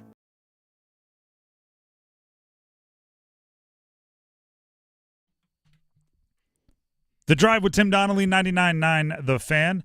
Don't forget our 4 o'clock word for the 4 o'clock hour in our fan football flyaway is drive, D-R-I-V-E. Text it in to 919-860-5326 to enter for your chance to win a trip for two to Vegas, where you can also watch Carolina and the Silver and Black play a little football in September. But you have to get it in. You have to send the text in by 5 o'clock. So time's it ticking. Again, drive to 919-860-5326. Now let's go ahead and jump into Cop or Drop. Graham, what are we copping or dropping today? Tim, I don't know how much you got to talk about this yesterday, but Anson Dorrance, who just announced his retirement as the UNC head women's soccer coach, 21 NCAA championships. That's the most by a head coach in any Division I sport in college history. Cop or Drop, Anson Dorrance is the best college soccer coach of all time. All right, now here's where I believe it's 22 national championships, right? I think that's what UNC tweeted out. Is it 22 or I could be wrong on the 21. It's a whole bunch. We'll call it that. It's a lot. here's where I have to be honest with you and say I'm not going to have a pretty comprehensive list of the best college soccer coaches of all time. I just, off the top of the dome, meaning off the top of my head, I do not often rank college soccer coaches the way I would some other sports. But I think it's a pretty educated guess, even if it's not the most, foolproof, researched, crossed every T, dotted every I opinion, to say that if you have 22 national championships. It is 22, excuse me. 22 national championships out of 47 years as a coach. I believe we said 19 national players of the year. If you do that, I think it's a pretty well-educated guess, pretty safe bet to say you're the best, at least women's soccer coach of all time in college. So, yes, give me Dorrance as the best soccer coach. I might be giving you a layup there with that one again. But maybe there's some, I don't know, Quinnipiac soccer coach who's won 47 national championships from 1901 to 1948. I wouldn't know that. So I'm taking a bit of a risk, but I feel pretty good about it in saying I am copying that statement. It's like getting to the center of a Tootsie Pop. The world may never know. Mm-hmm. Anyways, here's one that might not be so much of a layup for you, but the preseason Associated Press Top 25 poll is to some degree a projection for the season to come. But last year, it did a solid job with 17 teams that began the season ranked, finishing that way. Copper drop. Out of the top 17 teams in this first preseason poll, they'll finish in the top 25 at the end of the season. So you think 17 is the over-under? I think less. I think less, and here's why. And we talked about this a little bit earlier. The complete and total unknown of this season. There's the Pac-12 doesn't exist, right? How well does Utah match up with TCU, right? How well does Arizona State match up with Baylor? These aren't traditional. How well does Cal match up with Syracuse? These are matchups that we don't know. There is a certain element of predictability. Certain teams have certain teams' numbers. You can kind of look at college football and without knowing everything, there's always surprises. You got an idea. This year, there's so much less. And then on top of that, with the transfer portal and everything else, teams are different. I saw this. Washington, this is crazy. One of the first teams ever to finish a year ranked in the top 2 and not be ranked at the start of the next preseason. That's how quickly things can change nowadays in college football. You can go from one of the 2 best teams to completely unranked because your coach left, because he took recruits with him, because all of this other stuff became true. So I think less than 17 of the current ranked 25 will be ranked. And also I think a lot of their schedules are tough. I think Florida plays number 20, 22, 17, 14, 12, 9, and 8 or something like that, all in their season. There's going to be good teams that fall out of the top 25 just because they run into other better teams, even though they're still good. I want to stay with the AP poll for just a little bit longer, and I need you to kind of follow along with me because it might be worded a little funky here. But the first 12-team playoff is already assured at least one unranked team in the field because only 4 conferences are represented in the AP's 2024. So it's already guaranteed one preseason unranked team. Correct. Gotcha. And 5 conference champions are guaranteed spots. Yep. Copper drop. Could we see 3 unranked teams make the college football playoffs this season? 3 preseason unranked teams. So unranked teams on this preseason poll? Heck yeah. Copping. Can we? For sure. There's one guaranteed because of what you said, and I'll explain it in a few more words to make sure everybody's on the same page. The way that the college football expanded playoff is worded is the top 5 ranked conference champions get automatic bids into the college football playoff. Now, just about every year, that is going to be the SEC, the ACC, the Big Ten, and the Big 12, plus whoever the highest-ranked Group of 5 conference champion is.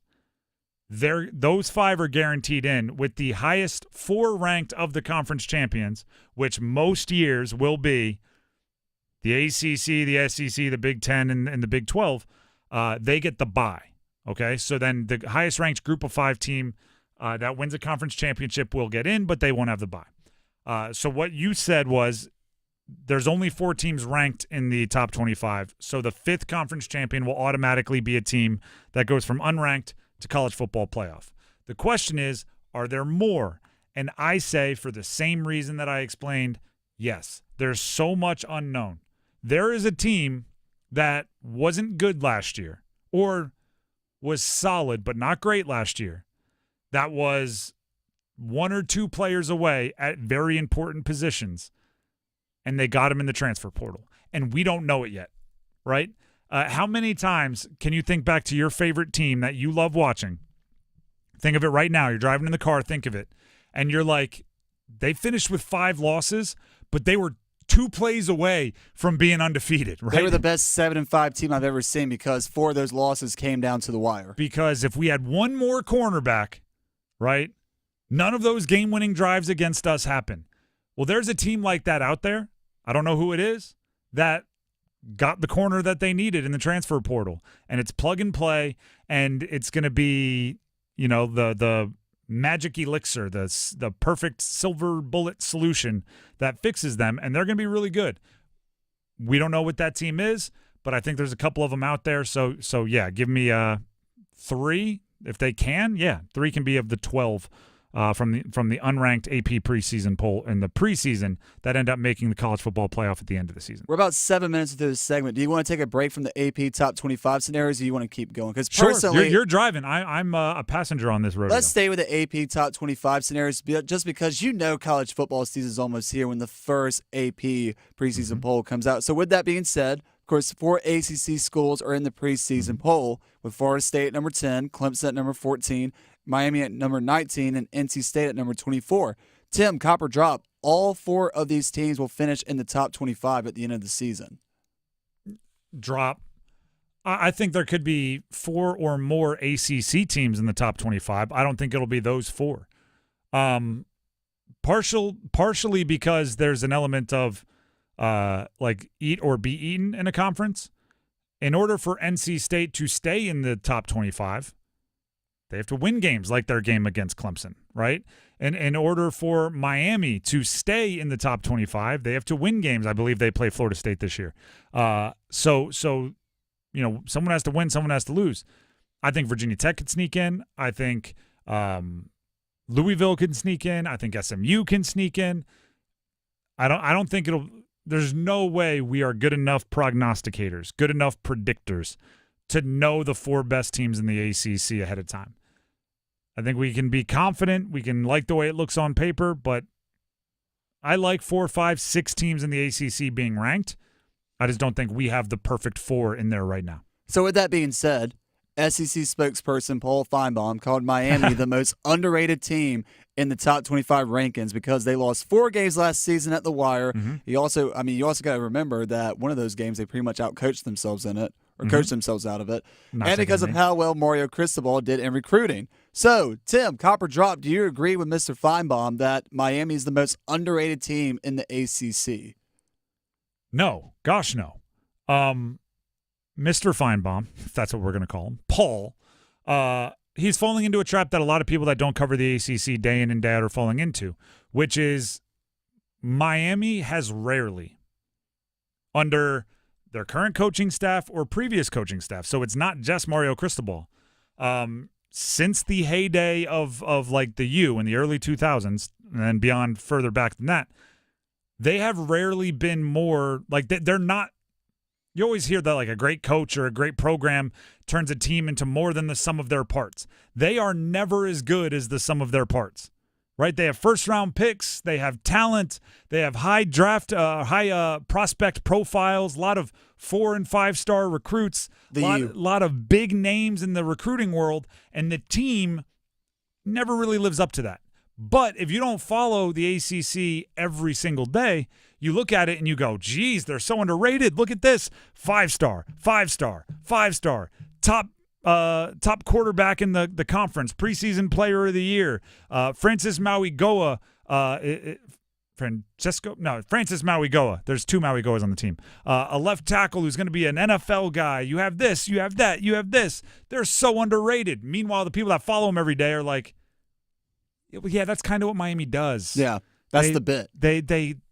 You're right. If they could get their potential to all be top end, they would be underrated. But fool me once, shame on you. Fool me twice, shame on me. We're not going to get fooled again. So I don't think Miami's the most underrated. I also think, and there's kind of two ways to answer that question, right? Paul Feinbaum thinks Miami is the most underrated team in the ACC. Are you buying? One of them is to say, I don't think Miami is that underrated, right? Another is to say, I think there are other teams that are more underrated.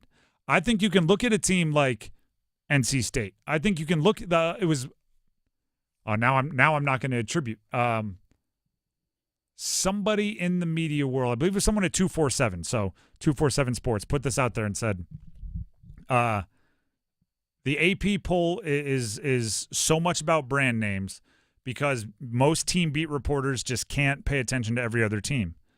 And the point being was Clemson is not 14 spots better than NC State. Matter of fact, if you flipped offenses, this reporter from 247's contention was, if you took NC State's offense and put them in Clemson, and Clemson's offense and put it at NC State, Clemson would be seen as a top 10 team, probably between 5 and 8. Meanwhile, NC State would not have the same amount of optimism, might not be ranked at all. And that's just off of switching the brand name. So I think NC State is an underrated team because they don't have the buzz nationally behind their name like a Miami, a Florida State, or a Clemson. I think a team like Virginia Tech is underrated. I think continuity there is underrated. So I don't think Miami is the most underrated team in the ACC. I'm not sure they're like top 3 or 4. They might be overrated, if we're being honest, since they're at 19th in pretty much every poll, despite what we've been talking about for the last 4 minutes. There's a great article out on ESPN right now that I encourage everybody to go look at if you're just a college football fanatic like I am, that breaks down the top 25 teams in the poll, their biggest early games in the season, such as number 5, Alabama. Their key game right out of the gate is against number 1, Georgia on September 28th. That's crazy that they're playing that early into the season. But the game that ranked the most for the number 1 Georgia Bulldogs is their early test against number 14 Clemson in Atlanta in August 31st in the Chick-fil-A Peach Kickoff game, the Chick-fil-A Kickoff Classic. Copper Drop, is that the biggest kickoff game of the season for the college football year? I know what you want to be the biggest kickoff classic. I'm not saying I want that to be. You're saying the Duke's Mayo Bowl, isn't it? Because you're Mr. Duke's Mayo Kickoff Classic. Yeah, for Tennessee and NC State, they both agree that is the biggest game of the year. Or the biggest early game of the year, sorry. For those of you that don't know, let's peel back the curtain a little bit here. Graham has the commemorative Mayo from how many, like last year's Mayo Bowl and the Mayo Classic? Yep. And last year's Mayo Classic against Carolina and South Carolina, then the bowl game against Carolina and West Virginia. I did not get a chance to get it from the NC State-Maryland bowl game 2 seasons ago. So Graham has those at his desk. So he wants this answer to be the Mayo kickoff.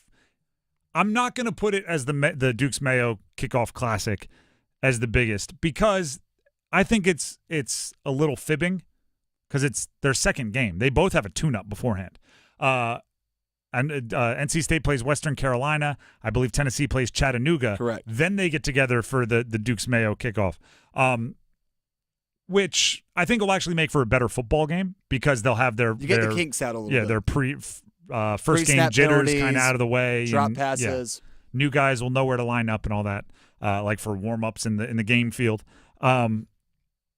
But it's hard to argue with Clemson, Georgia.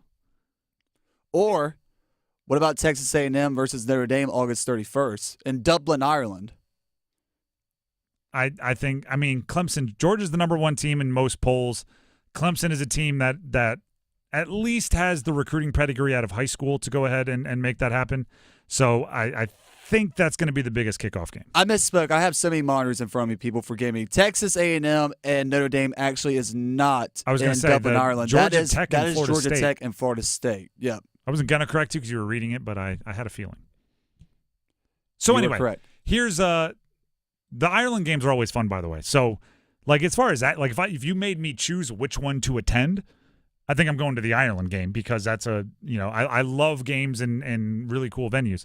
But if you're telling me which game is the biggest towards like impacting college football and how this season's story will be told, I think it's Georgia and Clemson, two teams that have very, very high aspirations and two teams that in a lot of ways carry the flag for their conference. All right, now I'm getting away from asking questions about the AP Top 25 poll. I just found this interesting. Sports bettors in North Carolina wagered less money in July than any month since legalized online sports betting launched in the state in mid-March.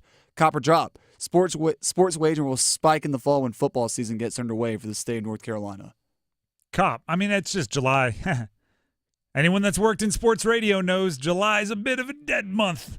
Not a lot going on. We were fortunate to get the Olympics this year. But even the Olympics, for the most part, took place in August, right? Yeah, that is true. So I'm sure there was a spike in Olympics.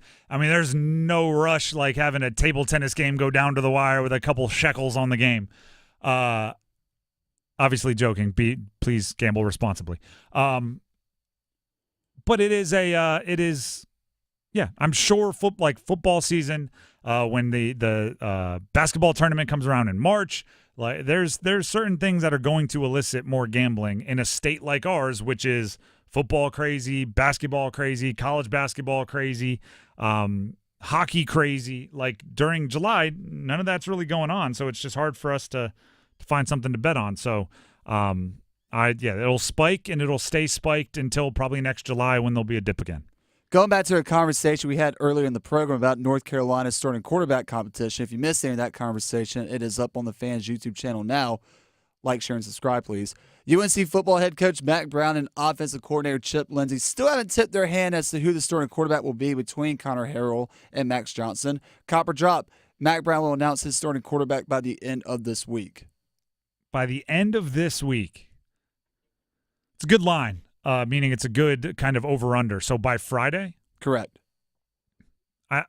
For some reason, and this is gut feeling, and I never go against my gut, I'm thinking Monday. I don't think they want to news dump it. I don't think they want to throw it out there, Friday at 5. If they're not ready now, it's really hard to be ready like Wednesday. So I think it's a Monday, fresh week. Get them started. Let them know in the morning. Put out the media availability, maybe even get the player at a press conference to answer questions, get those questions out of the way, let them talk about what it means to be named the starter, so then they can flush that and focus on the game for the next however many, that'll be around 10 days till the opening game. I read an article on SouthernLiving.com recently. There was really no good true segue for that. I just want to let you know. That ranked the favorite college football traditions of the SEC. Okay. And it got me thinking, Tim, what about the best college football traditions in the ACC? So copper drop. The best? Is it Howard's Rock and run down the hill at Clemson University? I know this can sometimes be a controversial discussion amongst ACC fans. Is it Howard's Rock? I'm dropping that.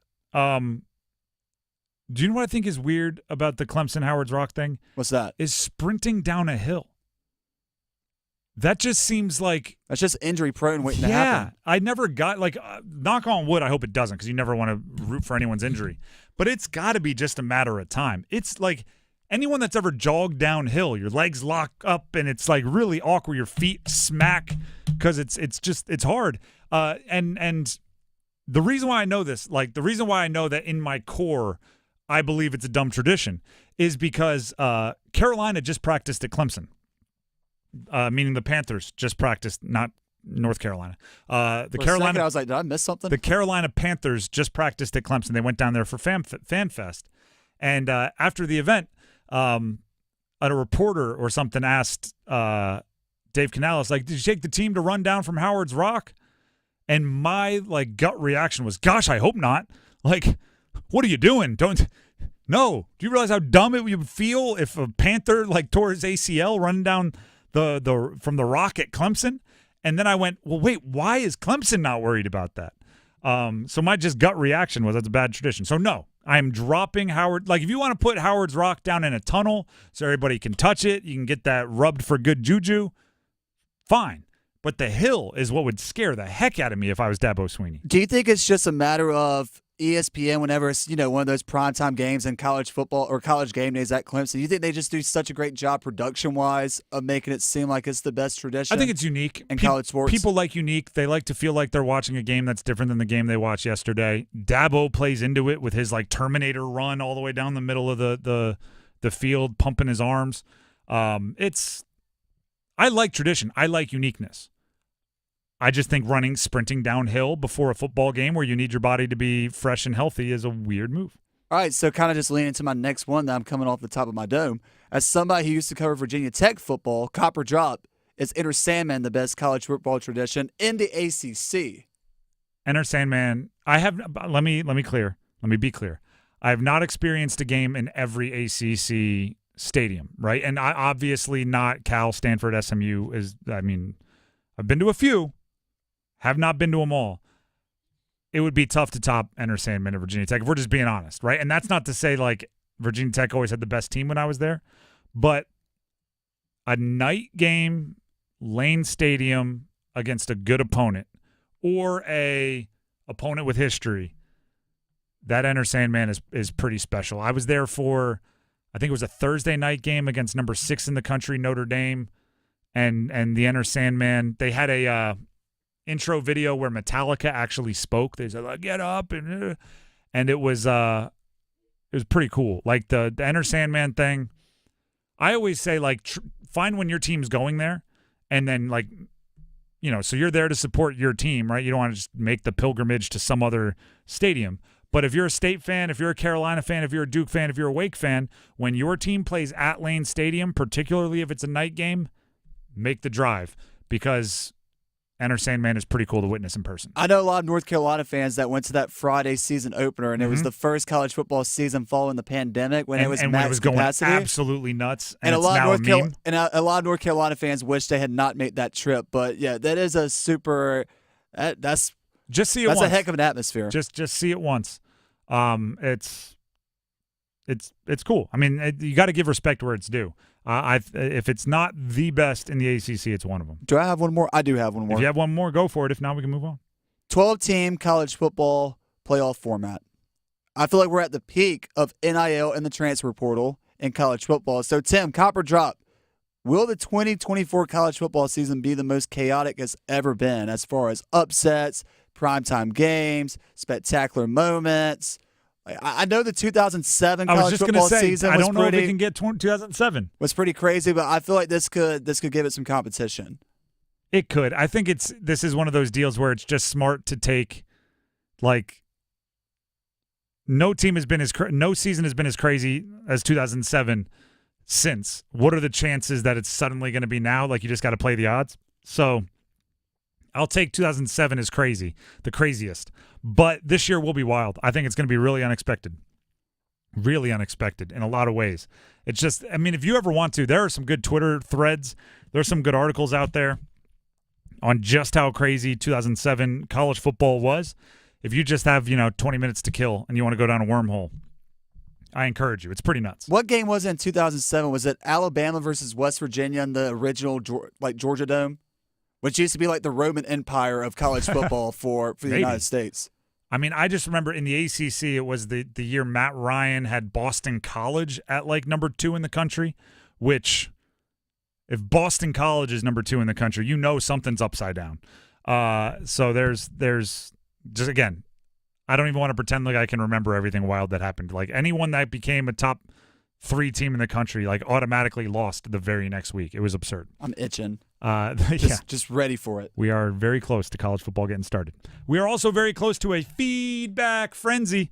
We hear some of your best comments from our YouTube channel, social media, and everything else, and we get to respond. We fire back coming up next.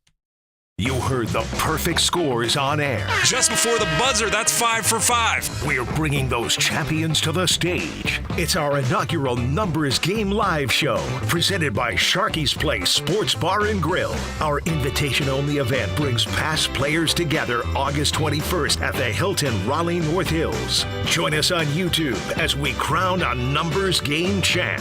Special thanks to On-Site Audio Visual, supplying the sights and sounds of the Numbers Game Live. Hey, what do you say? John Forsland here from my friends at Buffalo Brothers. I live and work on both coasts, travel the country, and there's nothing better than Buffalo Brothers. The best wings on the planet and half-price appetizers Monday through Friday, 4:30 to 6. Visit all 5 Triangle locations and ask for their great daily beer specials. And how about this special? Every Sunday, they have $6 Bloody Marys and $6.50 Jamesons. Dine in, carry out. BuffBrothers.com. Aw, man, now I want wings. Picture this, the perfect summer barbecue. No stress, no responsibilities, just all your friends, burgers sizzling, hot dogs cooking, Pepsi Zero Sugar fizzing, and a backyard of very, very happy people. Oh yeah, we could get used to this. Very, very used to this.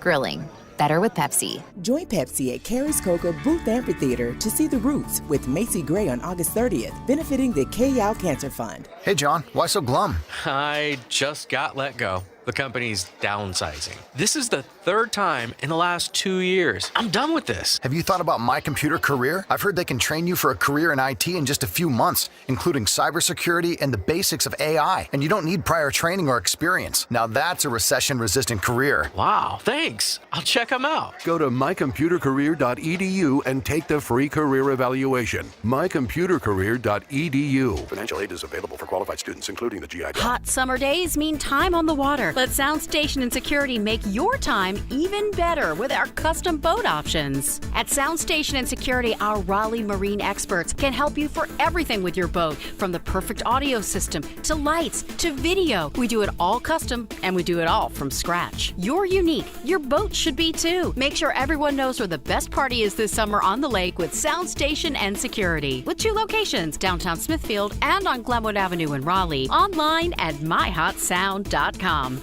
You know that feeling? That confident, swaggerific feeling that says, look at me, world, I know stuff. Own that feeling with PlaySmart, a fun new go-to resource from the North Carolina Education Lottery. With PlaySmart, get to know the odds, learn tips, set limits and budgets, and make the most of your play. Awesome feeling, right? Right. Play smart, the way smart players play. Visit ncplaysmart.com. Must be 18 to play. Problem Gambling Helpline 877-718-5543.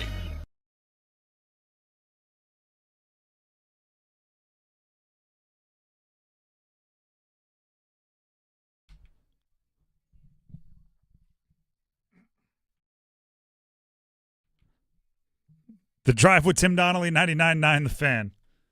Graham is completely bucking the trend of him being the oldest sold music-wise 25-year-old on the planet by bringing all the modern hits. I know you like to call me Graham-a-Llama, but can you change my nickname to G-Wagon, please? G-Wagon. Sure, for today. G-Wagon will be leading the way here on our feedback frenzy. He has perused, searched through, combed through comments, YouTube comments, everything online, looking for your feedback to the show. If there's something you responded, something you asked, something you challenged, there's a good chance this would be the part of the show where you would hear about it. Graham, what did you bring onto the internet for us today? Yes, all your mean comments, all your supportive comments, and also just all your interesting disagreements you might have with Tim Donnelly, our show host. Let's go back to your conversation you had about UNC football has quarterbacks with different playing styles. This comes from yesterday's show. And Chris White said, I feel like the ceiling is much higher with Connor as the quarterback for UNC. Okay. I think obviously with it's an interesting thought. He said the ceiling is higher. Well, first thing I want to know is, what do you think North Carolina's ceiling is? Because for me, I think it's a 9-win season. Well, I think it's also like, is the floor with Max Johnson 8? Like what is the discrepancy there? Because playing the less experienced but faster, right? He according to Mac Brown, he runs a 4.4. If we're talking about Connor Harrell, I do think that obviously opens up part of your offense that are different, especially if he develops as a passer to where he's not super far behind somebody like Max Johnson. But I don't think coaches just worry about ceiling. I think in the NFL, in a lot of ways, you do kind of worry about ceiling because everybody's trying to win a championship, and to win a championship, you need everything to go your way. Even if you're a really good team, you still need lucky breaks. But if I'm North Carolina, I'm playing for bowl eligibility. I'm playing for a conference championship. I'm playing like there's other things along the way to go achieve.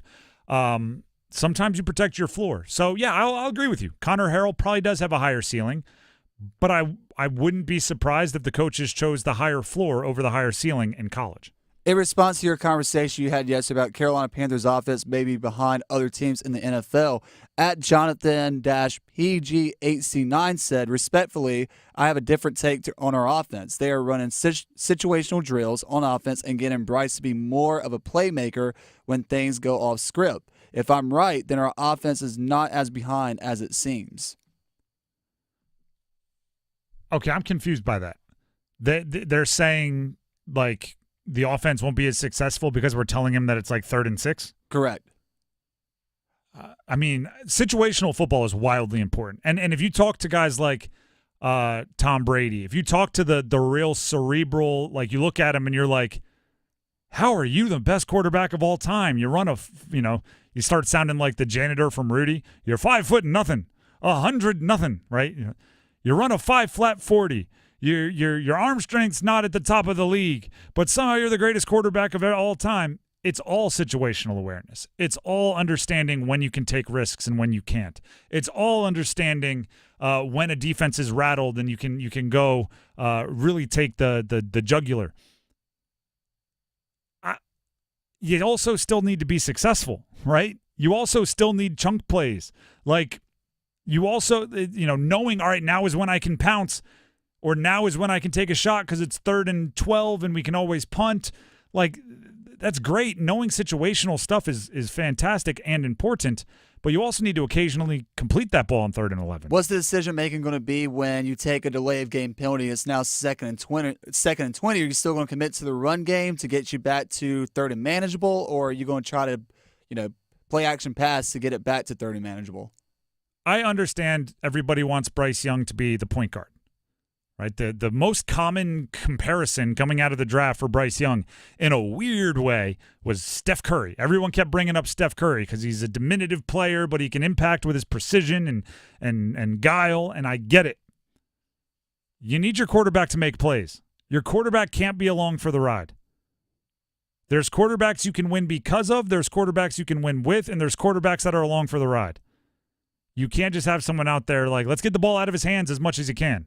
You need to want the ball in your quarterback's hands, and I'm waiting to see that from Bryce. Chevy Jr. 1862. I like your username. I disagree with your comment in regards to New England Patriots quarterback Drake May need to play more.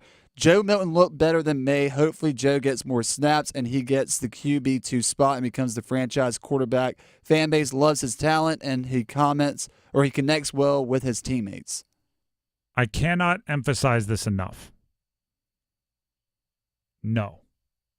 Joe Milton, no one even in the Patriots vicinity thinks Joe Milton is going to end up quarterback 2 this season. Drake May is simply a better quarterback. Joe Milton was brought in as a ball of clay project that they might be able to mold. He's not getting reps at practice, Joe Milton. He's not. He looks good in the preseason because he's built to look good against third stringers. Also, Chevy Jr., 1862. He was playing against the Carolina Panthers, too. I would hope he looked pretty good out there on the field. It's not even a negative on Joe Milton. Joe Milton is doing what he should. He is a guy that can throw a very, very long way. He's going to look very, very good in practice. Cade McNamara, go look up what he's doing at Iowa, okay? Joe Milton sat behind Cade McNamara at Michigan. Hendon Hooker at Tennessee, a much less physically gifted player than Joe Milton. Joe Milton sat behind Hendon Hooker at Tennessee. He has been the more physically gifted quarterback in every quarterback room he's ever been in, and he actually doesn't end up the starter that often. And that's no disrespect to Joe Milton. It's more out of respect to Drake May. And I said this the moment they drafted Joe Milton. It's a dumb pick because you're going to get people talking like this. And now Drake May, as much as he says, as every athlete says, I don't hear it, I don't talk to him, I don't hear it, I don't read about myself on.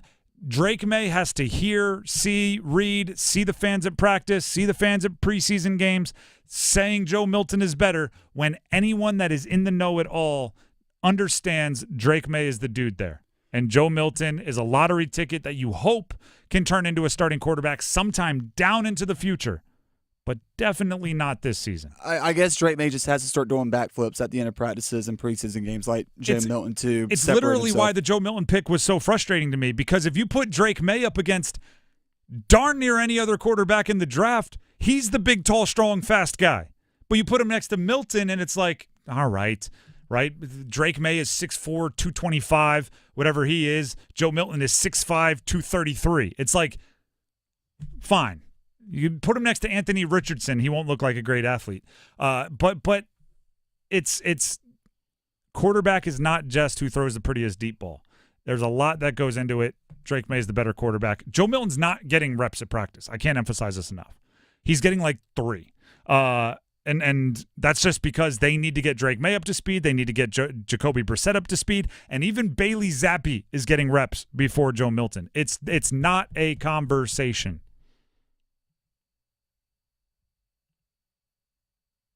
Okay. I thought you were getting ready to have more of a mic drop. There was the mic drop. I'm gonna refrain. Speaking of the Carolina Panthers preseason opener versus the New England Patriots, D Smooth 937 said, at the end of the day, the bright side about last night, meaning last Thursday, it gives the coaching staff a good look at who they need to cut for the following week, which is the purpose of the preseason. Excuse me. That's one of the purposes of the preseason. Yes, evaluating the back of the roster is important. But let me ask you what is going to set this team forward or back more. Bryce Young being as ready as possible week 1, or absolutely nailing who your 7th wide receiver is. Everything involving Bryce Young is going to be more important. I believe playing Bryce Young and getting him those reps really helps Bryce Young. Now, once he does get those reps, say they gave him 2 or 3 series in the preseason week 1.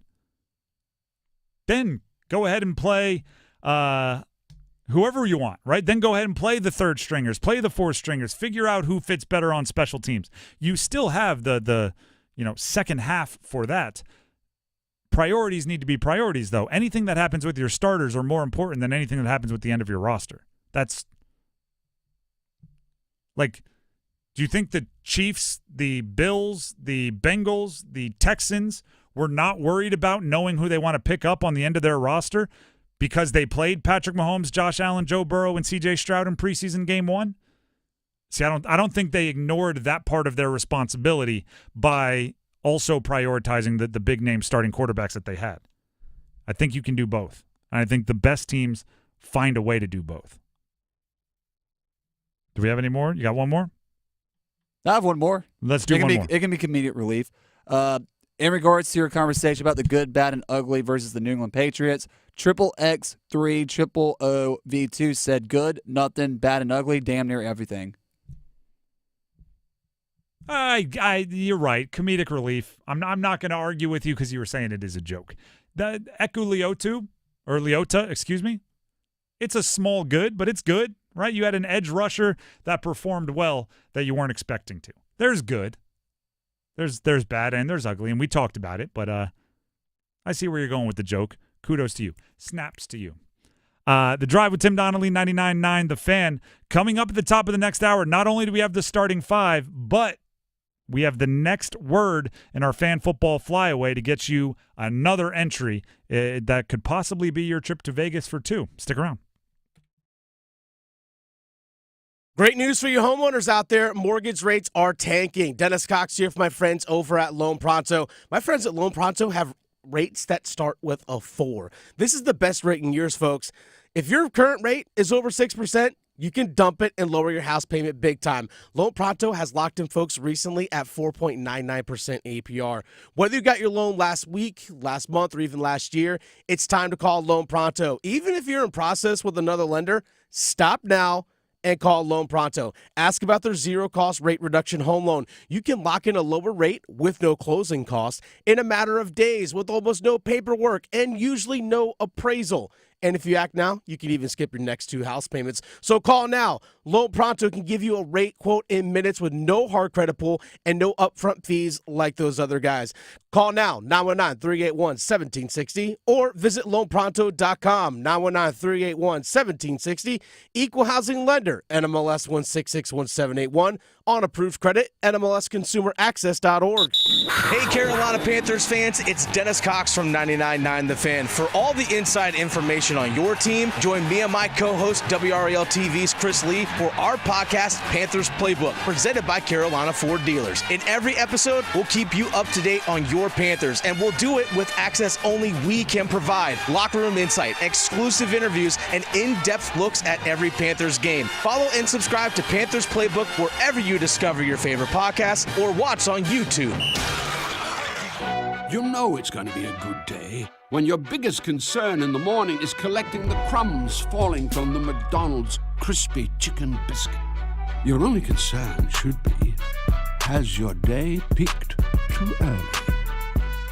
Start your morning off on a high note when you save on a warm and buttery crispy chicken biscuit for just $2.50. Only at McDonald's. Ba-da-ba-ba-ba. Price and participation may vary. Cannot be combined with any other offer or combo meal. See if you're a winner every night.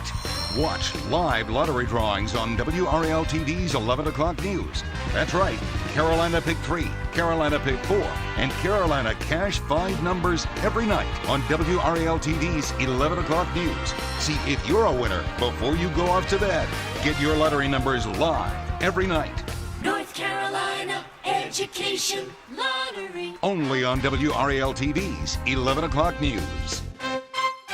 Organize easy. Organize tough. Customize your work truck or van with upfit solutions from Van Products. Steel and aluminum shelving, toolboxes, data files, cabinets, drawers, conduit carriers, ladder racks, everything safe and secure. Everything built as unbreakable as you by Adrian Steel. Backed by the best warranty in the business. 3 years, 36,000 miles. Everything custom installed by Van Products so you know it's done right. From a single work rig to a fleet, choose custom installed upfit solutions from Van Products. Welcome to Staples. My son's teacher emailed his back-to-school list. He needs crayons and comp books. With Staples Hot Deals, you'll find super low prices on hundreds of items for school. Oh, now they're saying he needs folders and glue. You got it. And markers? Of course. Oh, geez. Can we get a cart, please? Save big on back to school with Staples Hot Deals. Right now, 24-pack Crayola crayons and comp books are only 45 cents each at Staples. Ends 9/14, in-store only, limit 10. Prices valid in select stores. Visit staples.com/stores/school deals. Mom, meet Sarah. From first-time Nana moments. Welcome to Flight 101. To annual girls trip moments. Your can't-miss moments are worth protecting against RSV. If you're 75 or older or 60 plus with a chronic condition like asthma, COPD, heart disease, or severe diabetes, you're at higher risk of landing in the hospital from RSV. And there are no prescription RSV treatments. Check eligibility and schedule your RSV vaccine at vaxassist.com. So where should we go next? Sponsored by Pfizer.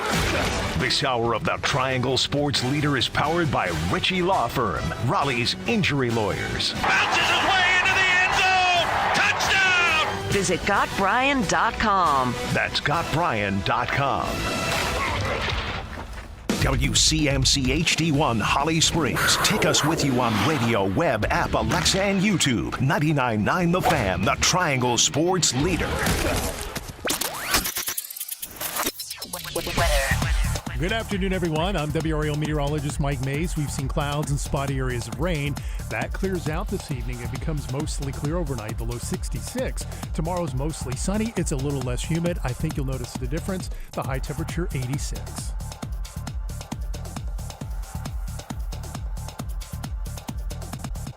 Weather update is brought to you by Newcomb & Company, where your comfort is their business. Visit newcombandcompany.com.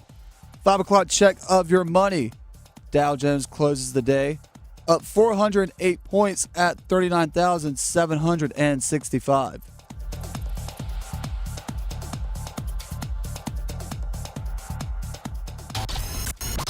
It's 5 o'clock. Time to serve up the biggest sports stories of the day. Here comes your starting five. The Drive with Tim Donnelly, 99.9 The Fan. Before we get to the starting five, it is the 5 o'clock hour officially, 5 o'clock and 30 seconds, which means I can pass out our 5 o'clock keyword in our fan football flyaway and give you the most possible time in the 5 o'clock hour to text it in because this keyword expires at 6. The fan football flyaway is sponsored by the fabulous Mandalay Bay Hotel, Atlantic Spas and Billiards, Buffalo Brothers, and Newcomb and Company. This hour's word is play. P-L-A-Y, play. Text play to 919-860-5326 and enter for your chance to win a trip for two to Las Vegas and see Carolina play football against the Silver and Black in September. I keep trying to tell you how cool this is, and all you have to do is listen and text. Listen and text, listen and text, listen and text, and you'll have the most possible entries into winning a trip for two to Vegas. Every hour from noon to 6, weekdays here on 99.9 The Fan, once an hour we'll give you a keyword. You have to text it in before the end of that hour. So in this case, I'm telling you at 5 o'clock, you have to text it in before 6 o'clock, and if you get it in under the wire before the time, you have an entry. And then it starts over again tomorrow at noon. So again, the number to text for this hour is play, P-L-A-Y, to 919-860-5326 to enter for your chance to win a trip for two to Vegas. Listen for another keyword coming up in the noon hour tomorrow. That'll be during the Adam Gold Show. Now we can jump into the starting five, starting with number 5. We need to come together as a country to make sure nobody takes Jordan Chiles' bronze medal in the floor exercise. Nope, can't do it. It's got to stay here. If you haven't been following, I'll give you the quick kind of cliff notes of it. Jordan Chiles did a floor exercise routine during the floor exercise finals at the Olympics that was good enough for bronze. Nobody is arguing that. It was misjudged, and so her original score was not as high as it should be. The Team USA Gymnastics appealed, and she was put into the bronze medal spot. She was given her medal. Then there was some appealing being done by the Romanian Gymnastics, the governing committee, and they decided that the appeal wasn't filed correctly by the United States, which there's shades of gray. It looks like it probably was filed correctly, but they're saying it wasn't. They did not say the routine wasn't good enough for bronze. They did not say on the mat she didn't earn bronze. Matter of fact, they all agree that she did. She put together the third best routine and executed it third best. She should have got the bronze, but they're saying the red tape means she should not keep her bronze, and they want her to give it to Romania. Team USA Gymnastics is supporting her in not turning the medal over. Keep it. So here's my plan, all right? We get all the gymnasts together, okay? And there is a body type stereotype with gymnasts. They're usually shorter. They're usually very explosive, right? They can run and do vaults and spins, and they can jump on bars and do flips and stuff. So what we do is when the Olympic Committee comes for the medal, we send all the gymnasts into a huddle, like you're playing capture the flag, and you all hide like you're pretending to have the flag, and then you yell scatter, and everyone runs in a different direction. And then you form a wall by jumping on each other's shoulders and locking arms. And only one of you has the medal, and they don't know which one it is, and then you just send these gymnasts all over the place. Have them climbing trees, have them jumping fences, have them doing flips like crazy. They'll never catch us. Keep the medal. Jordan Chiles, don't give it back. You earned it. Imagine, like, I can't emphasize this enough. In gymnastics, it seems sketchy because it's a judged sport. Imagine if they did this in, like, the 100-meter dash. You finished in third. We watched you in slow motion cross the line in third, but we scored it incorrectly, and you didn't report it correctly, so you don't get your medal. Even though the whole point of the 100-meter dash is who crosses the line first. You didn't break any rules. You didn't step out of your line. You didn't jump early. You finished in third. But because we messed up, you don't get your medal. That's what they're trying to do to Jordan Chiles. We build a wall. We hide the medal. We don't give it back. That's our bronze. And I do apologize. I do feel bad. Not apologize. I feel a little bad for the Romanian gymnast who finished fourth and is in the middle of this, because she just thought she won and then she had it taken away. Now people are telling her it's hers again.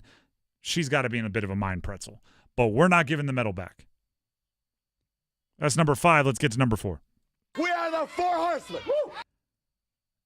Payton Wilson played in his first preseason NFL game, former linebacker of NC State, the winner of multiple National Defensive Player of the Year awards during his last year in college here in Raleigh.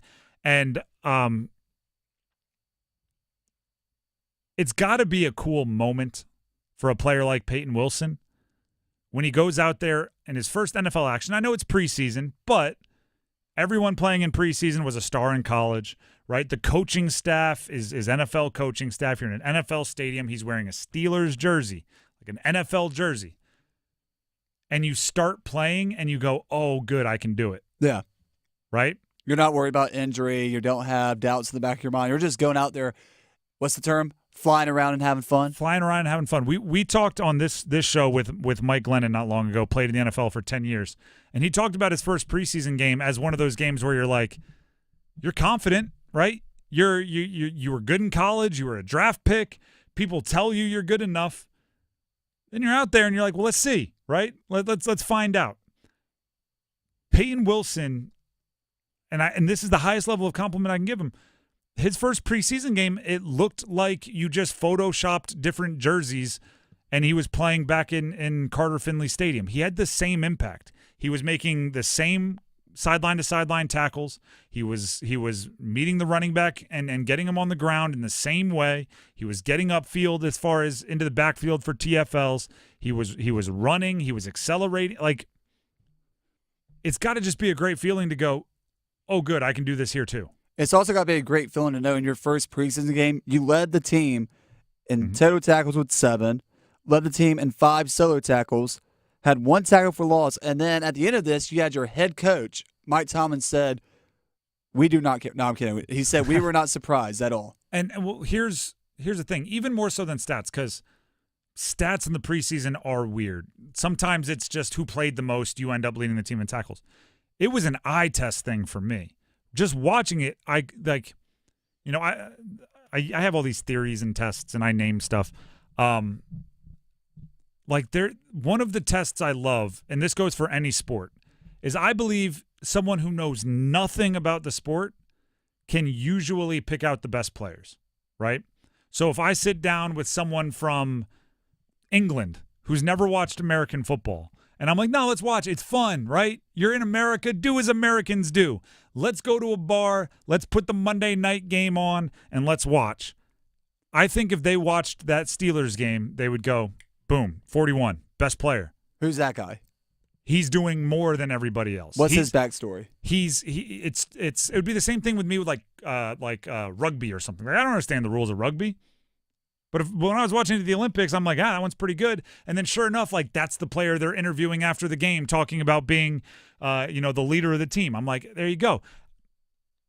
Payton Wilson passed that test in his first preseason game. Now, can he stay healthy, I guess is the big question. That's what everybody wants to know. That's why he fell into the late third round when I cannot imagine anybody had him, like from a tape, watching in the film status, had him as a third-round pick. Had to be the medicals. Better have been the medicals, or else I'm at a loss. So now it's just staying healthy and finding a way to have a long and productive NFL career because he's already proven to be good enough. That's number 4. Let's jump to number 3. 1, 2, 3. University of North Carolina has 16 days till their first college football game when they take on Minnesota out there in the Land of Lakes. Say it again, Tim. 16 days. UNC, Minnesota, college football. Which also means they have less time than that to figure out who their quarterback's going to be. Also true. Chip Lindsey, their offensive coordinator, spoke to the media about just that.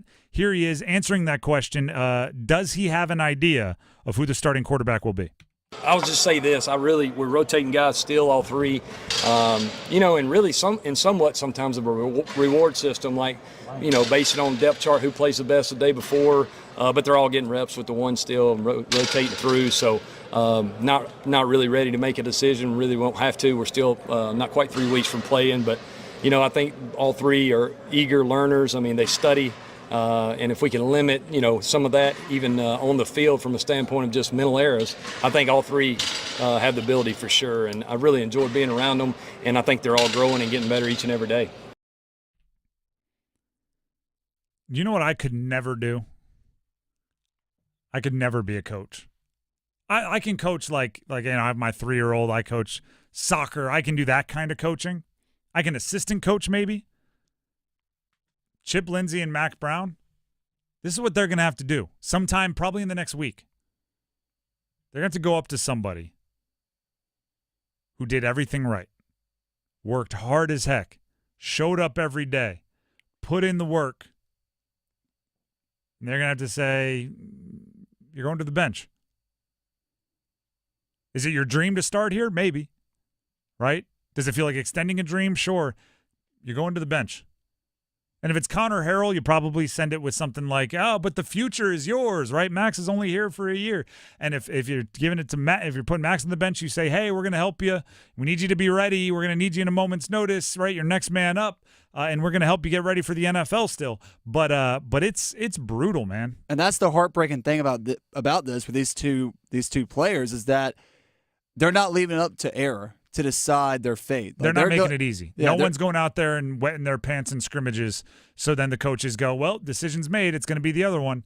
Like they're making them make a tough decision. Neither one of them is going out there, rolling out to the right and throwing or trying to fit a pass through a tight window and it's intercepted while the other one's rolling out and throwing it into the sideline. Tell me that's not the cliche thing though, right? All right, bring you both into a meeting. Connor, Max, this is not an easy decision, and that is a testament to the two of you and how hard you worked. This decision has been very difficult, and all you're hearing when you're sitting there is it me? Is it me? I don't care. I don't care if no, I don't care. Is it me? Is it me? Is it me? That's all they're hearing. Chip Lindsey with more on the separation that may or may not be there from any of the three quarterbacks. I think it's day to day. I mean, there's some days one will have better than the other. When you look at those three guys, Max obviously has a lot of experience, but at the same time, here at Carolina in our offense, he's not the most experienced. And anytime you change schools, terminology is different, some concepts and so forth. Connor has an advantage there for sure because he's been here with me a year, and then Jacoby's come in the summer, and really, for the short time he's been here, it's been really amazing to see how he's grown, understanding terminology in the offense. Do you know, this is – I'm just going to give you a little bit more insight. And now I'm just having straight flashbacks to when I was in college going through a quarterback competition. I'm going to let you know how much coaches can control all of it. Day to day, right, the one's going to be better than the other. You just heard him, right? Some days this guy's better, some days the other guy's better. Do you think maybe when you're putting in the RPO game where the quarterback has options to keep it, the guy that runs the 4-4 is going to look better? Do you think maybe when you're putting in pass plays where you have to get through 5 progressions, the guy who has started 25, 30 games in the SEC is going to be better? In a lot of ways which situations these guys are going to thrive. So if you're getting close to decision day and you're like, all right, we want this guy to look better, you can manufacture it, right? Not only that, but let's get even more tinfoil hat. The scripts for 11-on-11 scrimmaging in practice, scripts meaning the offense writes all their plays up, the defense writes all their plays up, they usually have some form of communication, right? Defensive coordinator might say, hey, our corners need to see more double moves today. They're starting to bite on the first break too often. Can you throw a couple double moves at them? The offense might say, hey, our quarterbacks really need to see more blitz. They're not recognizing the blitz pre-snap. Can you throw more blitz at us today? You could even do this. hey, we need a couple big plays today. Send a blitz on play 7, and we're going to be real set up to beat it with a 0 look over the top for a deep ball. Whichever quarterback you have in on that play is going to look better that day. It's not always in a vacuum is what I'm saying. It's not always, you give the same exact plays against the same exact defenses with the same exact reactions to quarterback A as quarterback B. Sometimes you walk out thinking, I didn't make a bad decision all day today. The other guy threw 4 touchdowns and I threw 1. Coaches get to decide the situation. I'm fascinated by who's going to be quarterback at UNC. I think there's enough difference between the quarterbacks that it just becomes a real slippery slope. That was number 3. Let's get to number 2. Just the two of us. There's a saga that is continuing through the preseason of the Carolina Panthers. And that saga is who will be the pass rusher opposite Jadeveon Clowney, particularly on big third downs, particularly on drives where you need to get after the quarterback. Who's going to be the edge rusher opposite Jadeveon Clowney? I'm here to say, unless Hassan Reddick for the Jets or Matthew Judon from the Patriots is available for table scraps, I'm talking about a bag of footballs. And not even like new footballs. Old footballs that you were going to throw out anyway. Unless that's what they're available for, don't even entertain it. I know as fans, and I saw it all on social media yesterday, and I saw it in some of the comments, and I hear you. It's fun to think of like this defense would be so much better with another pass rusher, because they would. Because right now, Jadeveon Clowney is playing really well, and on the opposite side, you're looking at DJ Johnson, who was a healthy scratch a bunch last year. You're looking at Ekuliota, who up before the first preseason game was really not even in the mix. Like that other side, DJ Wanham, if and when he gets healthy, Amari Barno, if and when he gets healthy, it's a bit of a barren wasteland on that other edge rusher position, and it feels like these guys could solve it, right? Hassan Reddick used to play here. He demanded a trade from the Jets. Bring him on in. When you're the Panthers, you just can't. You have to have more self-discipline than that. You can't trade away future picks for a 30-year-old edge rusher. And then on top of that, you can't give that 30-year-old edge rusher a big contract that you weren't willing to give Brian Burns, or even a deal close to that, or even if it's not as long-term, an average annual value on that contract that's anything close to Brian Burns. You've established edge rusher's not a priority. If it was, Brian Burns would still be here. So now you have to let Jadeveon Clowney and his merry band of misfits be your edge rushers, or find something for dirt cheap on the open market, which I should acknowledge. By way of being the worst team in the NFL last year, the Panthers do have the first waiver priority the entire preseason. So as roster cutdown day happens around the NFL, you better darn sure do your research, do your due diligence on every edge rusher that is cut by any other team, because that might be your solution. But I know your solution is not trading for a soon-to-be 30 or over 30 edge rusher for a future draft pick and then giving them a big contract.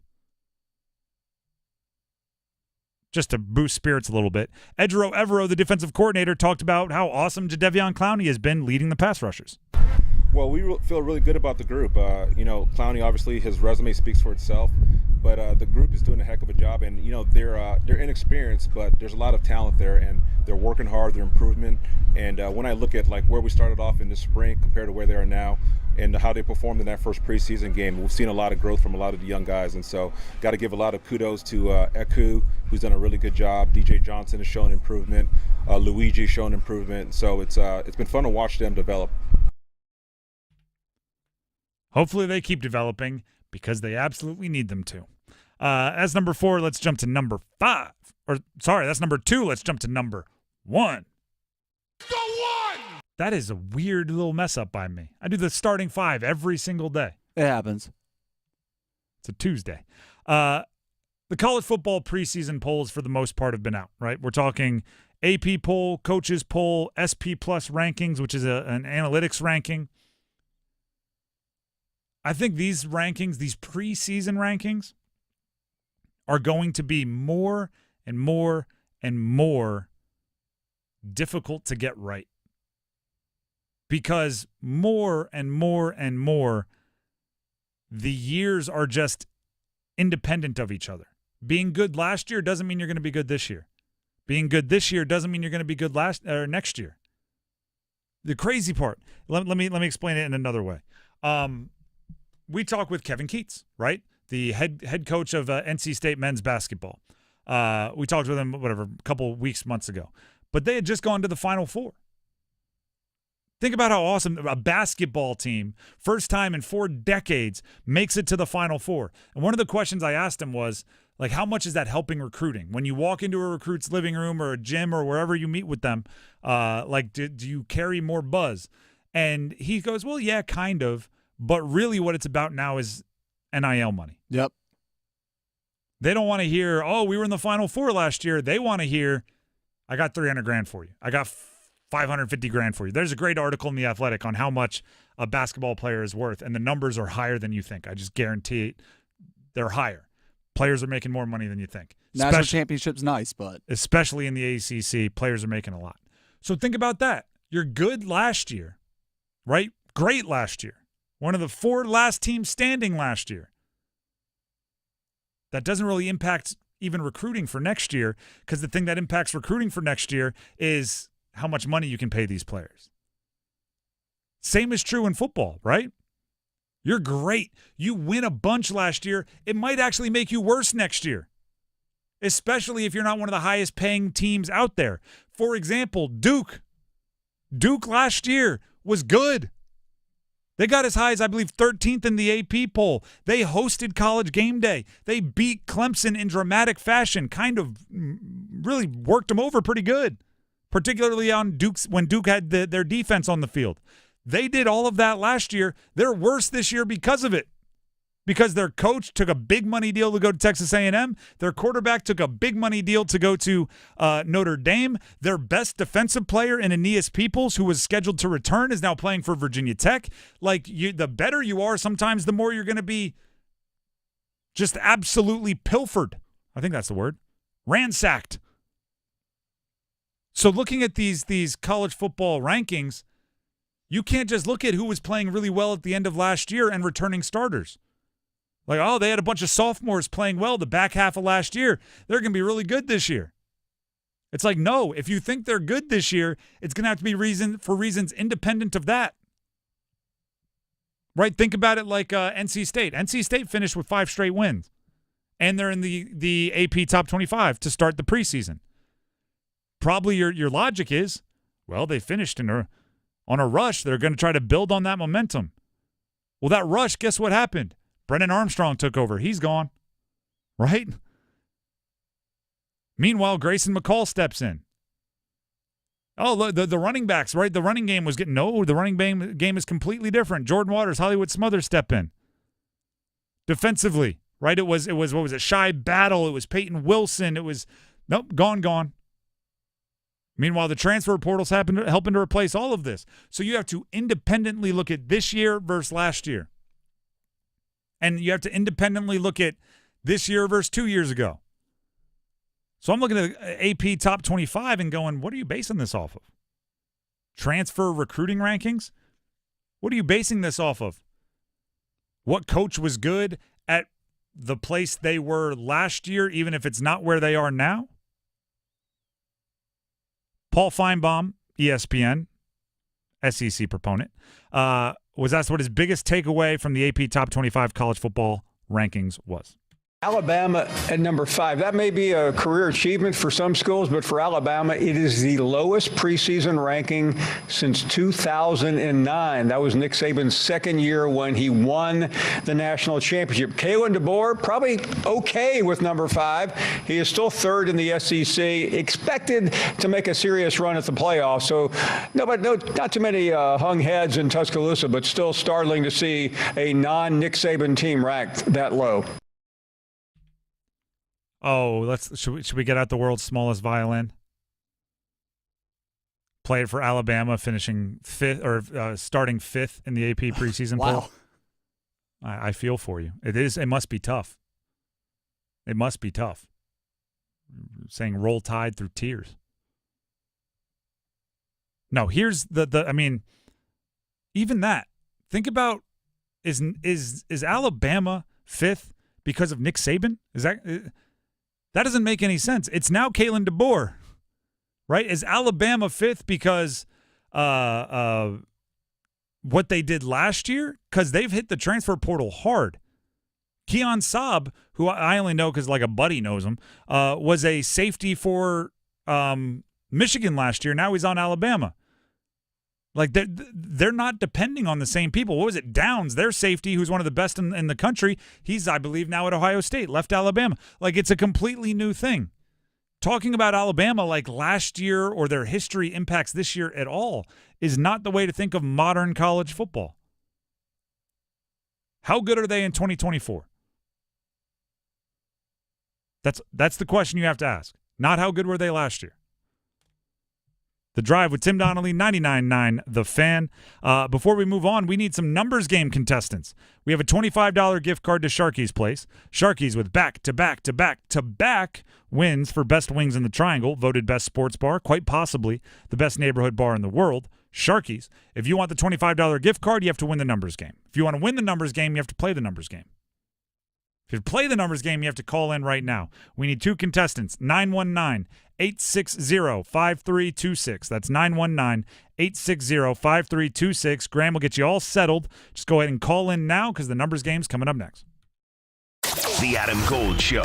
Does the ACC need their own Paul Feinbaum? Not really. You know what the ACC really needs? They need NC State to beat Tennessee. They need North Carolina to beat Minnesota. They need Clemson to be good against Georgia. Win? I don't know, man. Georgia's a brick wall. But look the part. And Miami? Beat Florida. That's what the ACC needs. Win some of these games. The Adam Gold Show. Weekdays starting at noon on 99.9 The Fan. It's bow time. A leg and thigh dinner from Bojangles for just $5.99? Leg and thigh dinner from Bojangles for just $5.99? So crispy. So crispy. And juicy. And juicy. So much flavor. So much. Stop it. What are you doing? What? You expect me to get this delicious deal and not say anything? You're unbelievable. You're unbelievable. With a boldly seasoned leg and thigh, choice of fixin', a biscuit, and legendary iced tea, it's a deal so good it's worth repeating. So eat and repeat while it lasts. It's bow time. It's bow time. Dine in, drive through, or tap your favorite delivery app and have Bojangles come to you. Satisfy your craving for flavor right now with Bojangles 2-piece dinner. 2 pieces of Bojangles dark meat chicken, your choice of fixin', a biscuit, and iced tea for just $5.99. That's right, just $5.99 for limited time at participating Bojangles. What are you waiting for? When you're hungry, it's always bow time. Have you heard of plantar fasciitis? Hi, it's Jonathan Cotton with the Good Feet Store. Imagine jumping off the back of a pickup truck onto some rocks. That's what it felt like when I was suffering from plantar fasciitis. After searching and trying so many other products, I finally found relief with Good Feet Arch Supports, and they still keep me running today. Now I get to help others who are struggling with plantar fasciitis to live their life pain-free. Here's another customer sharing their Good Feet story. Plantar fasciitis feels like pointed, sharp pain. It just hurts all the time. It feels like your foot is squeezing on itself. When I drove past the Good Feet store, I thought, I'm just gonna stop in. They wanted to make sure that they gave me the right arch support that were personally fitted just for me. Then it was like, okay, this is something special. These make a difference. The Good Feet store is in Raleigh, Chapel Hill, Fayetteville, and other locations across North Carolina. Visit goodfeet.com to book your appointment today, or just stop by the store nearest you. If Heineken Silver was a 60-second radio ad, it'd tell you all the stuff you need to know in only 30 seconds to keep things light and refreshing. Seriously, time me. Heineken Silver, a world-class light beer that's surprisingly crisp and refreshing, made with only premium quality ingredients and just 2.9 grams of carbs and 95 calories, all without compromising on taste. Heineken Silver, all the taste, no bitter endings. Order now at Heineken.com/silver. Must be 21 and older to purchase. Enjoy Heineken responsibly. Whew. 30 seconds. That's it. Done. Peace. What's wrong? My travel rewards card didn't earn enough miles for my vacation. Are you crying? Are you crying because of that other credit card? Uh-huh. Well, switch to the Capital One Venture card. Venture lets you redeem miles on any travel purchase. Really? Yep, and you earn unlimited double miles on every purchase every single day. The Capital One Venture card. What's in your wallet? Terms apply. See CapitalOne.com for details.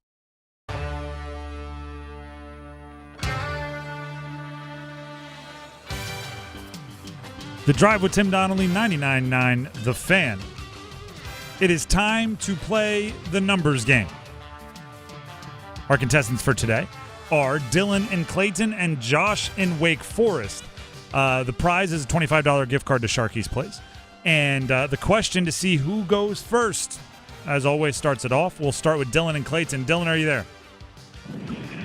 Yep, I'm here. All right, we've been asking a Olympics-based question pretty much every day for the last however many weeks. Now that the Olympics are done, I think it's time to look towards football season full. So what are you looking forward to most about this football season? And then give us a reason why as well. Oh. I think I'm looking forward to watching Gardner Minshew take the reins because I'm an ECU guy. All right, I don't hate the move. Apparently, they're in like a real wicked quarterback competition out there, and with him and Aiden O'Connell. But I don't hate bringing Gardner into the mix. Let's go to Josh in Wake Forest. Josh, same question to you. What are you most looking forward to about the NFL or I should say football, not NFL, the football season? I'm looking forward to see whether or not Jacksonville can actually be good. That being said, I'm from Jacksonville. All right, Graham. You know when you fill in, you get to pick which answer is the better answer. Dylan, let me ask you this: do you think that Gardner Minshew is going to try to break his hand again with a hammer to try and keep some eligibility in the NFL? I wouldn't put it past him. Just because you're from just because you're an ECU guy, I'm from Kenston. I'll go with the 252 connection. We'll let Dylan go first. All right, Dylan, you go first. Josh, don't worry though; you'll have your chance to win the tickets. You're just gonna have to wait and go second. Dylan, are you there and ready to roll? Yep. All right, the categories for you to choose from are NFL players born in the month of August, NFL 6'4" and up, all players 6'4" or taller, NBA current players only, or NHL Canes and Whalers only. NFL players born in the month of August. All right. I'll give you the team and the player. Give me the jersey number as quickly as you can. There will be 30 seconds on the clock. You have one pass if you need it. Any questions before we get started? Nope. All right, your time will start when you hear the horn. Kyler Murray, Arizona Cardinals. 12. Incorrect. Kirk Cousins, Minnesota Vikings. 11. Incorrect. Kyler Murray, Arizona Cardinals. 1. Correct. Jamal Lewis, Baltimore Ravens. 12. Incorrect. Kirk Cousins, Minnesota Vikings. 12. Incorrect. Jamal Lewis, Baltimore Ravens. 8. Incorrect. Kirk Cousins, Minnesota Vikings. 8. Correct. Josh Downs, Indianapolis Colts. 12. Incorrect. Jamal Lewis, Baltimore Ravens. You were going to find somebody with the number 12, whether it happened for you or not. You did end up getting 2. You got Kyler Murray with number 1. You got Kirk Cousins with number 8. Jamal Lewis with the Ravens were number 31. And Josh Downs with the Colts, who actually just got hurt, and I'm hoping it's not a long one, former UNC athlete. He wears number 1 with the Colts. So 2 is a solid showing. Go ahead and sit on the line. We'll see if it holds up. Thanks. All right, that brings us to Josh in Wake Forest. Josh, are you there? Yes, sir. The categories remaining for you are NFL, players 6 feet 4 inches tall and higher, NBA current players only, or NHL Canes and Whalers only.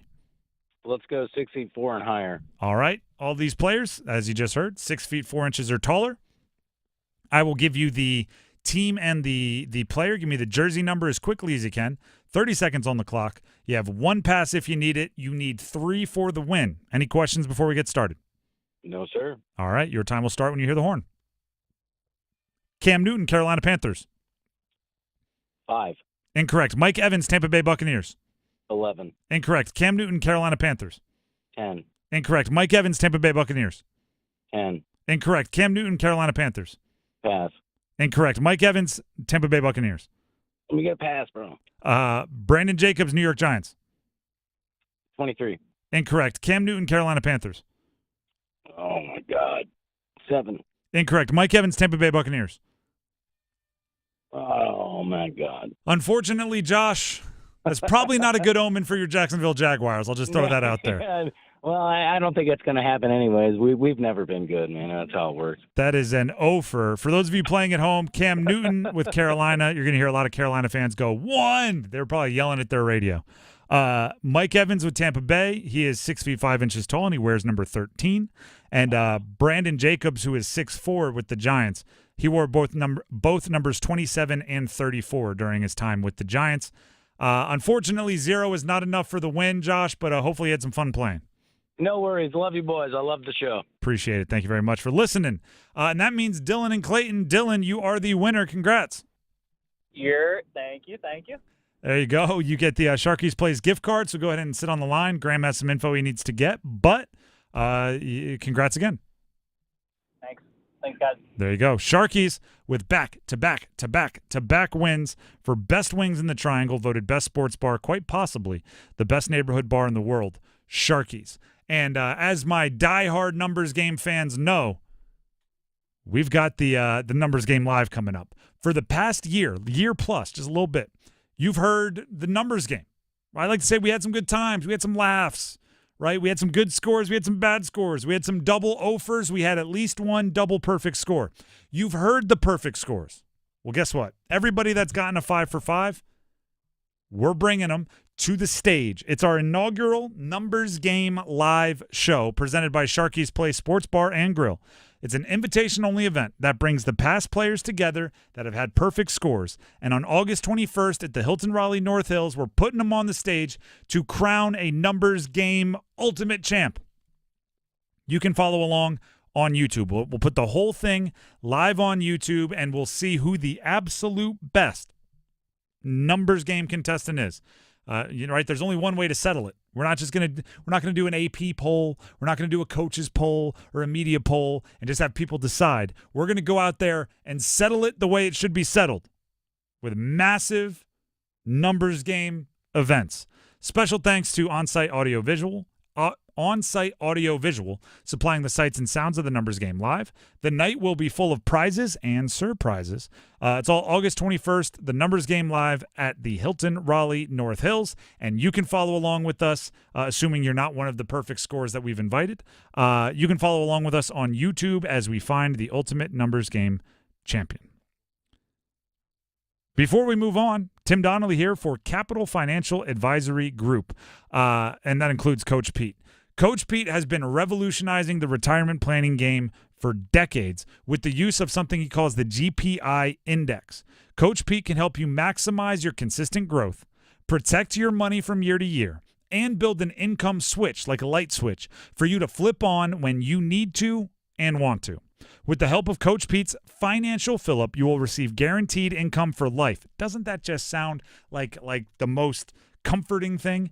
Guaranteed income for life. And even in the face of challenges like long-term care or losing a spouse, you will still receive that check.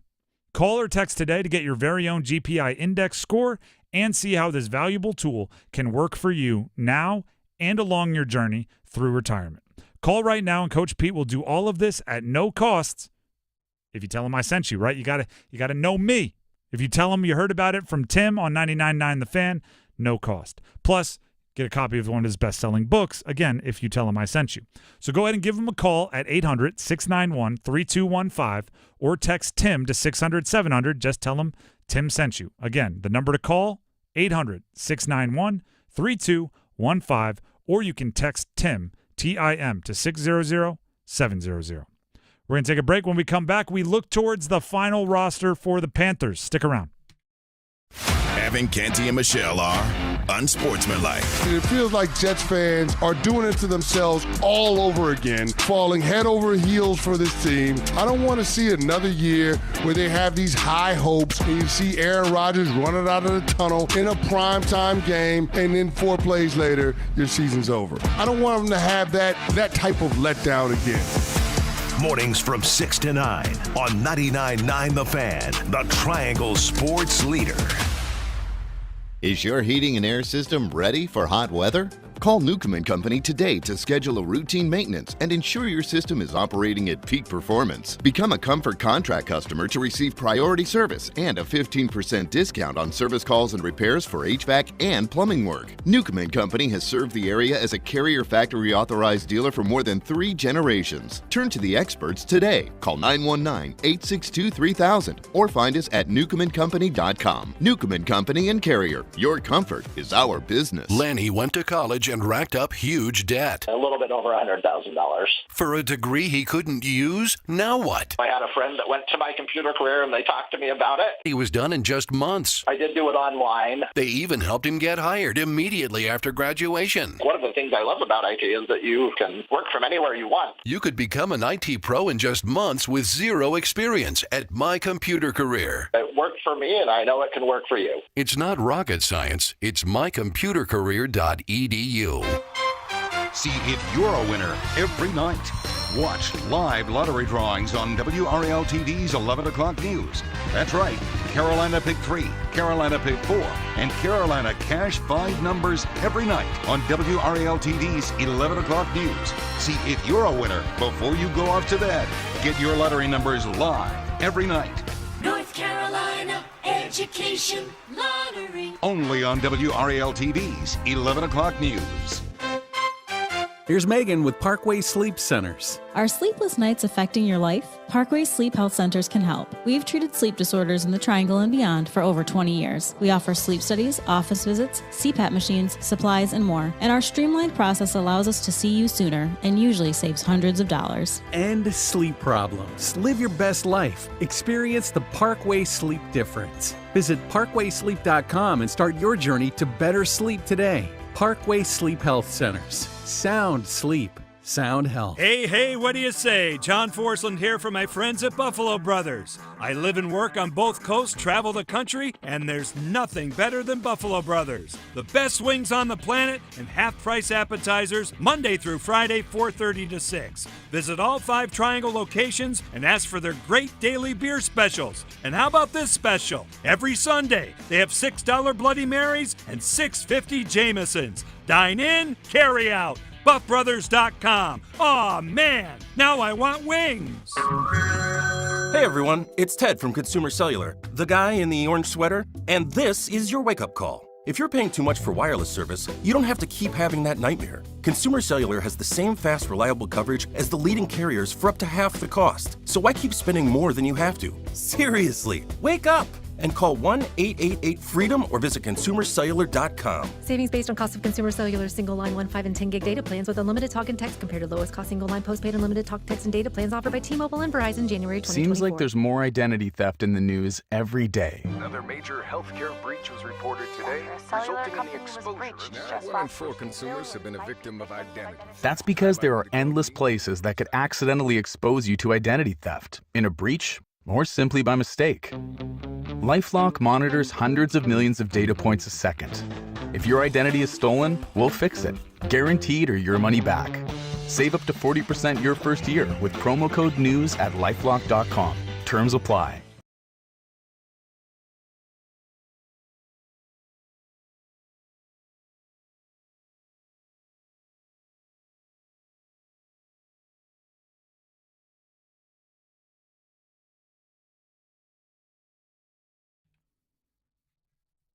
The Drive with Tim Donnelly, 99.9 The Fan. By the way, grooving. Fan football flyaway keyword. You still have 16 minutes here before you have to wait till noon tomorrow for your next keyword. The keyword is play. Play. Text it in to 919-860-5326 before the end of the hour. So you have to get it in before 6 if you want to get the entry into your chance to win a trip for 2 to Vegas to see Carolina and the Silver and Black play football in September. Also, a little personal favor time. Here's the request. Follow us on YouTube, 99.9 The Fan on our YouTube. We're getting ready to hit football season. I, as a former college quarterback, am probably a little biased, but I think some of the best stuff our station does on our YouTube is around football season. I'm sure if you talk to Adam Gold with Kane's Corner and everything, he'd probably focus on hockey. But I think some of the best stuff we do is during football season. So I would encourage you to get there, get subscribed, start liking, start commenting, and become a part of that community, because it is a really fun community to be a part of. The conversations that happen in the comments, sometimes we're involved, sometimes we're not. Sometimes it's just fans, having your own disagreements and agreements and debates and backing each other up and calling each other out. So again, the YouTube channel is 99.9 The Fan. It also pays my bills. It there you go. We're all in favor of getting Graham a little jingle jangle in his pocket, a little coinage. So yes, what I'm saying is follow us on YouTube, join that community, and we'll be ever grateful. Just personal favor, and then I think you'll find something cool that you like. Speaking of what's going to be going on the next couple of weeks, we're going to be looking towards the Panthers' final roster, right? Because right now rosters are bloated, right? You have tryout guys, you have young guys, you have undrafted free agents. Certain point, you're going to have to get down to your game day roster. I'm gonna get ahead of this one, okay? I like to say I'm big on accountability. Say it now so you're right or wrong in the future, right? Say it now so we have receipts. If you're the Panthers, make sure you keep the high ceilings, okay? Even if that lowers your floor a little bit. Joe Person of The Athletic named did his best, right? They actually did this. It was an entire The Athletic, the website, an entire series where they took beat reporters for every NFL team, and they tried to predict the final roster. They did this over the last 48 hours.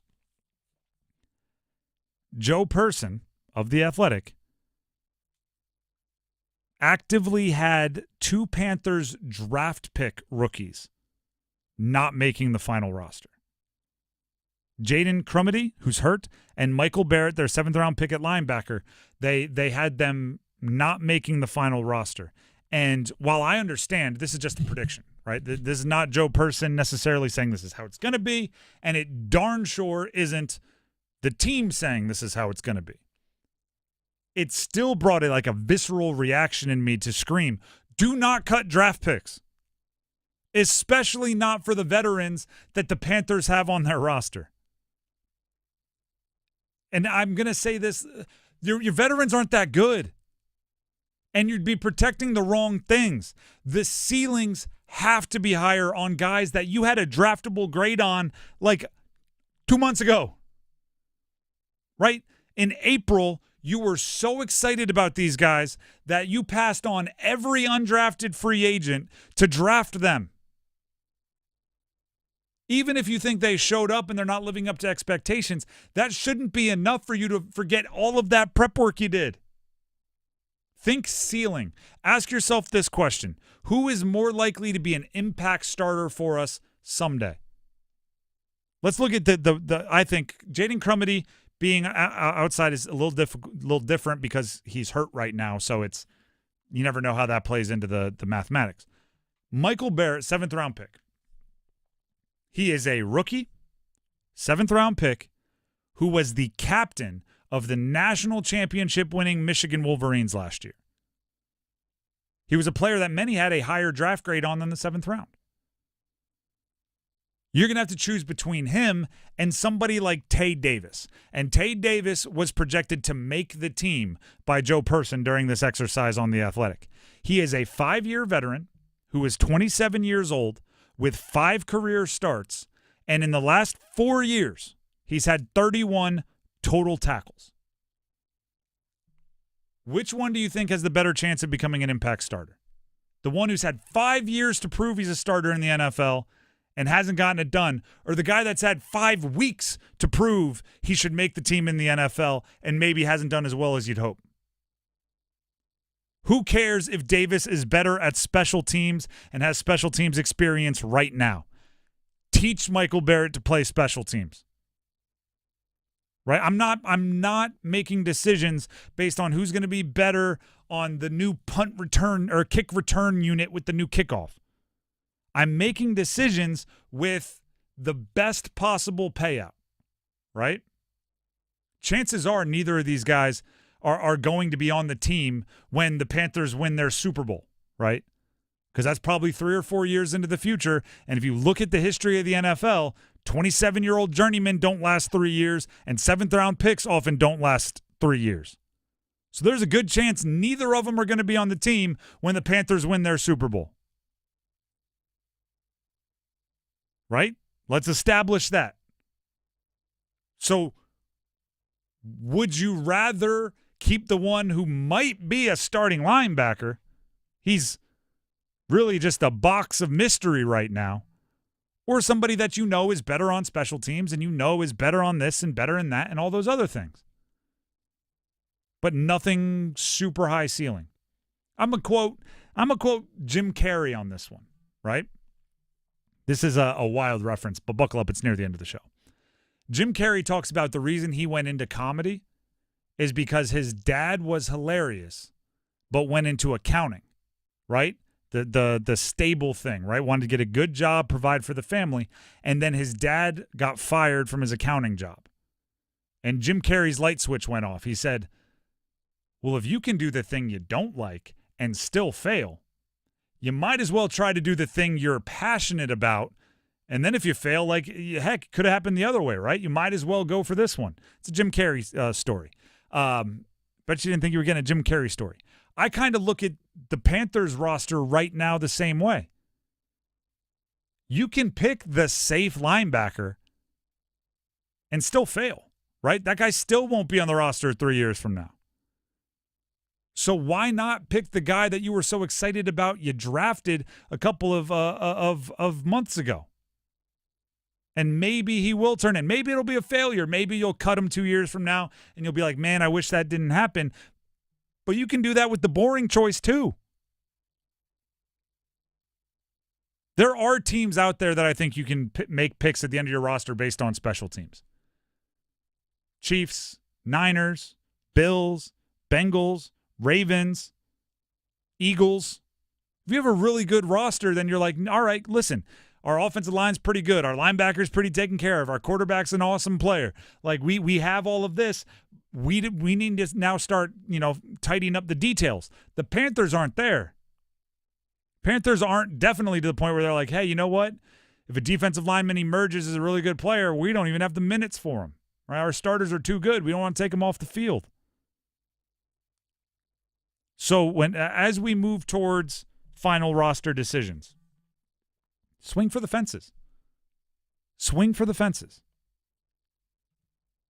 The Drive with Tim Donnelly, 99.9 The Fan. Before we move on, I want to tell you about my friends over at Bailey's Fine Jewelry, specifically Tim Donnelly here for the Fox & Bailey Watch Shop located inside Bailey's Fine Jewelry at their Village District location in Raleigh. And I'm just going to talk about the Omegas. If you walk into Bailey's Fine Jewelry at their Village District location, turn left, they have the Omega Boutique.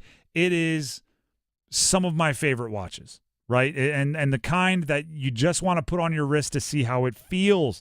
The Omega Speedmaster. By the way, the runner that won the 100-meter dash at the Olympics, he was wearing an Omega Speedmaster while he did it. It's also the watch that was worn on the moon. So it's the fastest person in the world. It's worn on the moon. It's one of the cooler watches with one of the most storied histories in all of watchmaking. There's a ton of them. Seamaster, your favorite movie spy, yes, the one that you're thinking of, the most famous, wears an Omega Seamaster in all of the recent movies. It's the second largest Omega boutique of its kind in the entire country, and it's located right here in our backyard in the Village District location in Raleigh, inside Bailey's Fine Jewelry. If you want to go just look around at some of the most iconic watches in history, the Omega Boutique is one of the places you can do it. So just make sure you know when you stop in that you say, hey, I heard about it from Tim on 99.9 The Fan. We'd greatly appreciate it. With that being said, we have Overdrive coming up next, and we're going to start with a conversation about the edge rushers for the Carolina Panthers from earlier today and why no trading for veterans is not the way to fix it. That's coming up next right here on Overdrive. We'll see you tomorrow. Have a great night, everybody.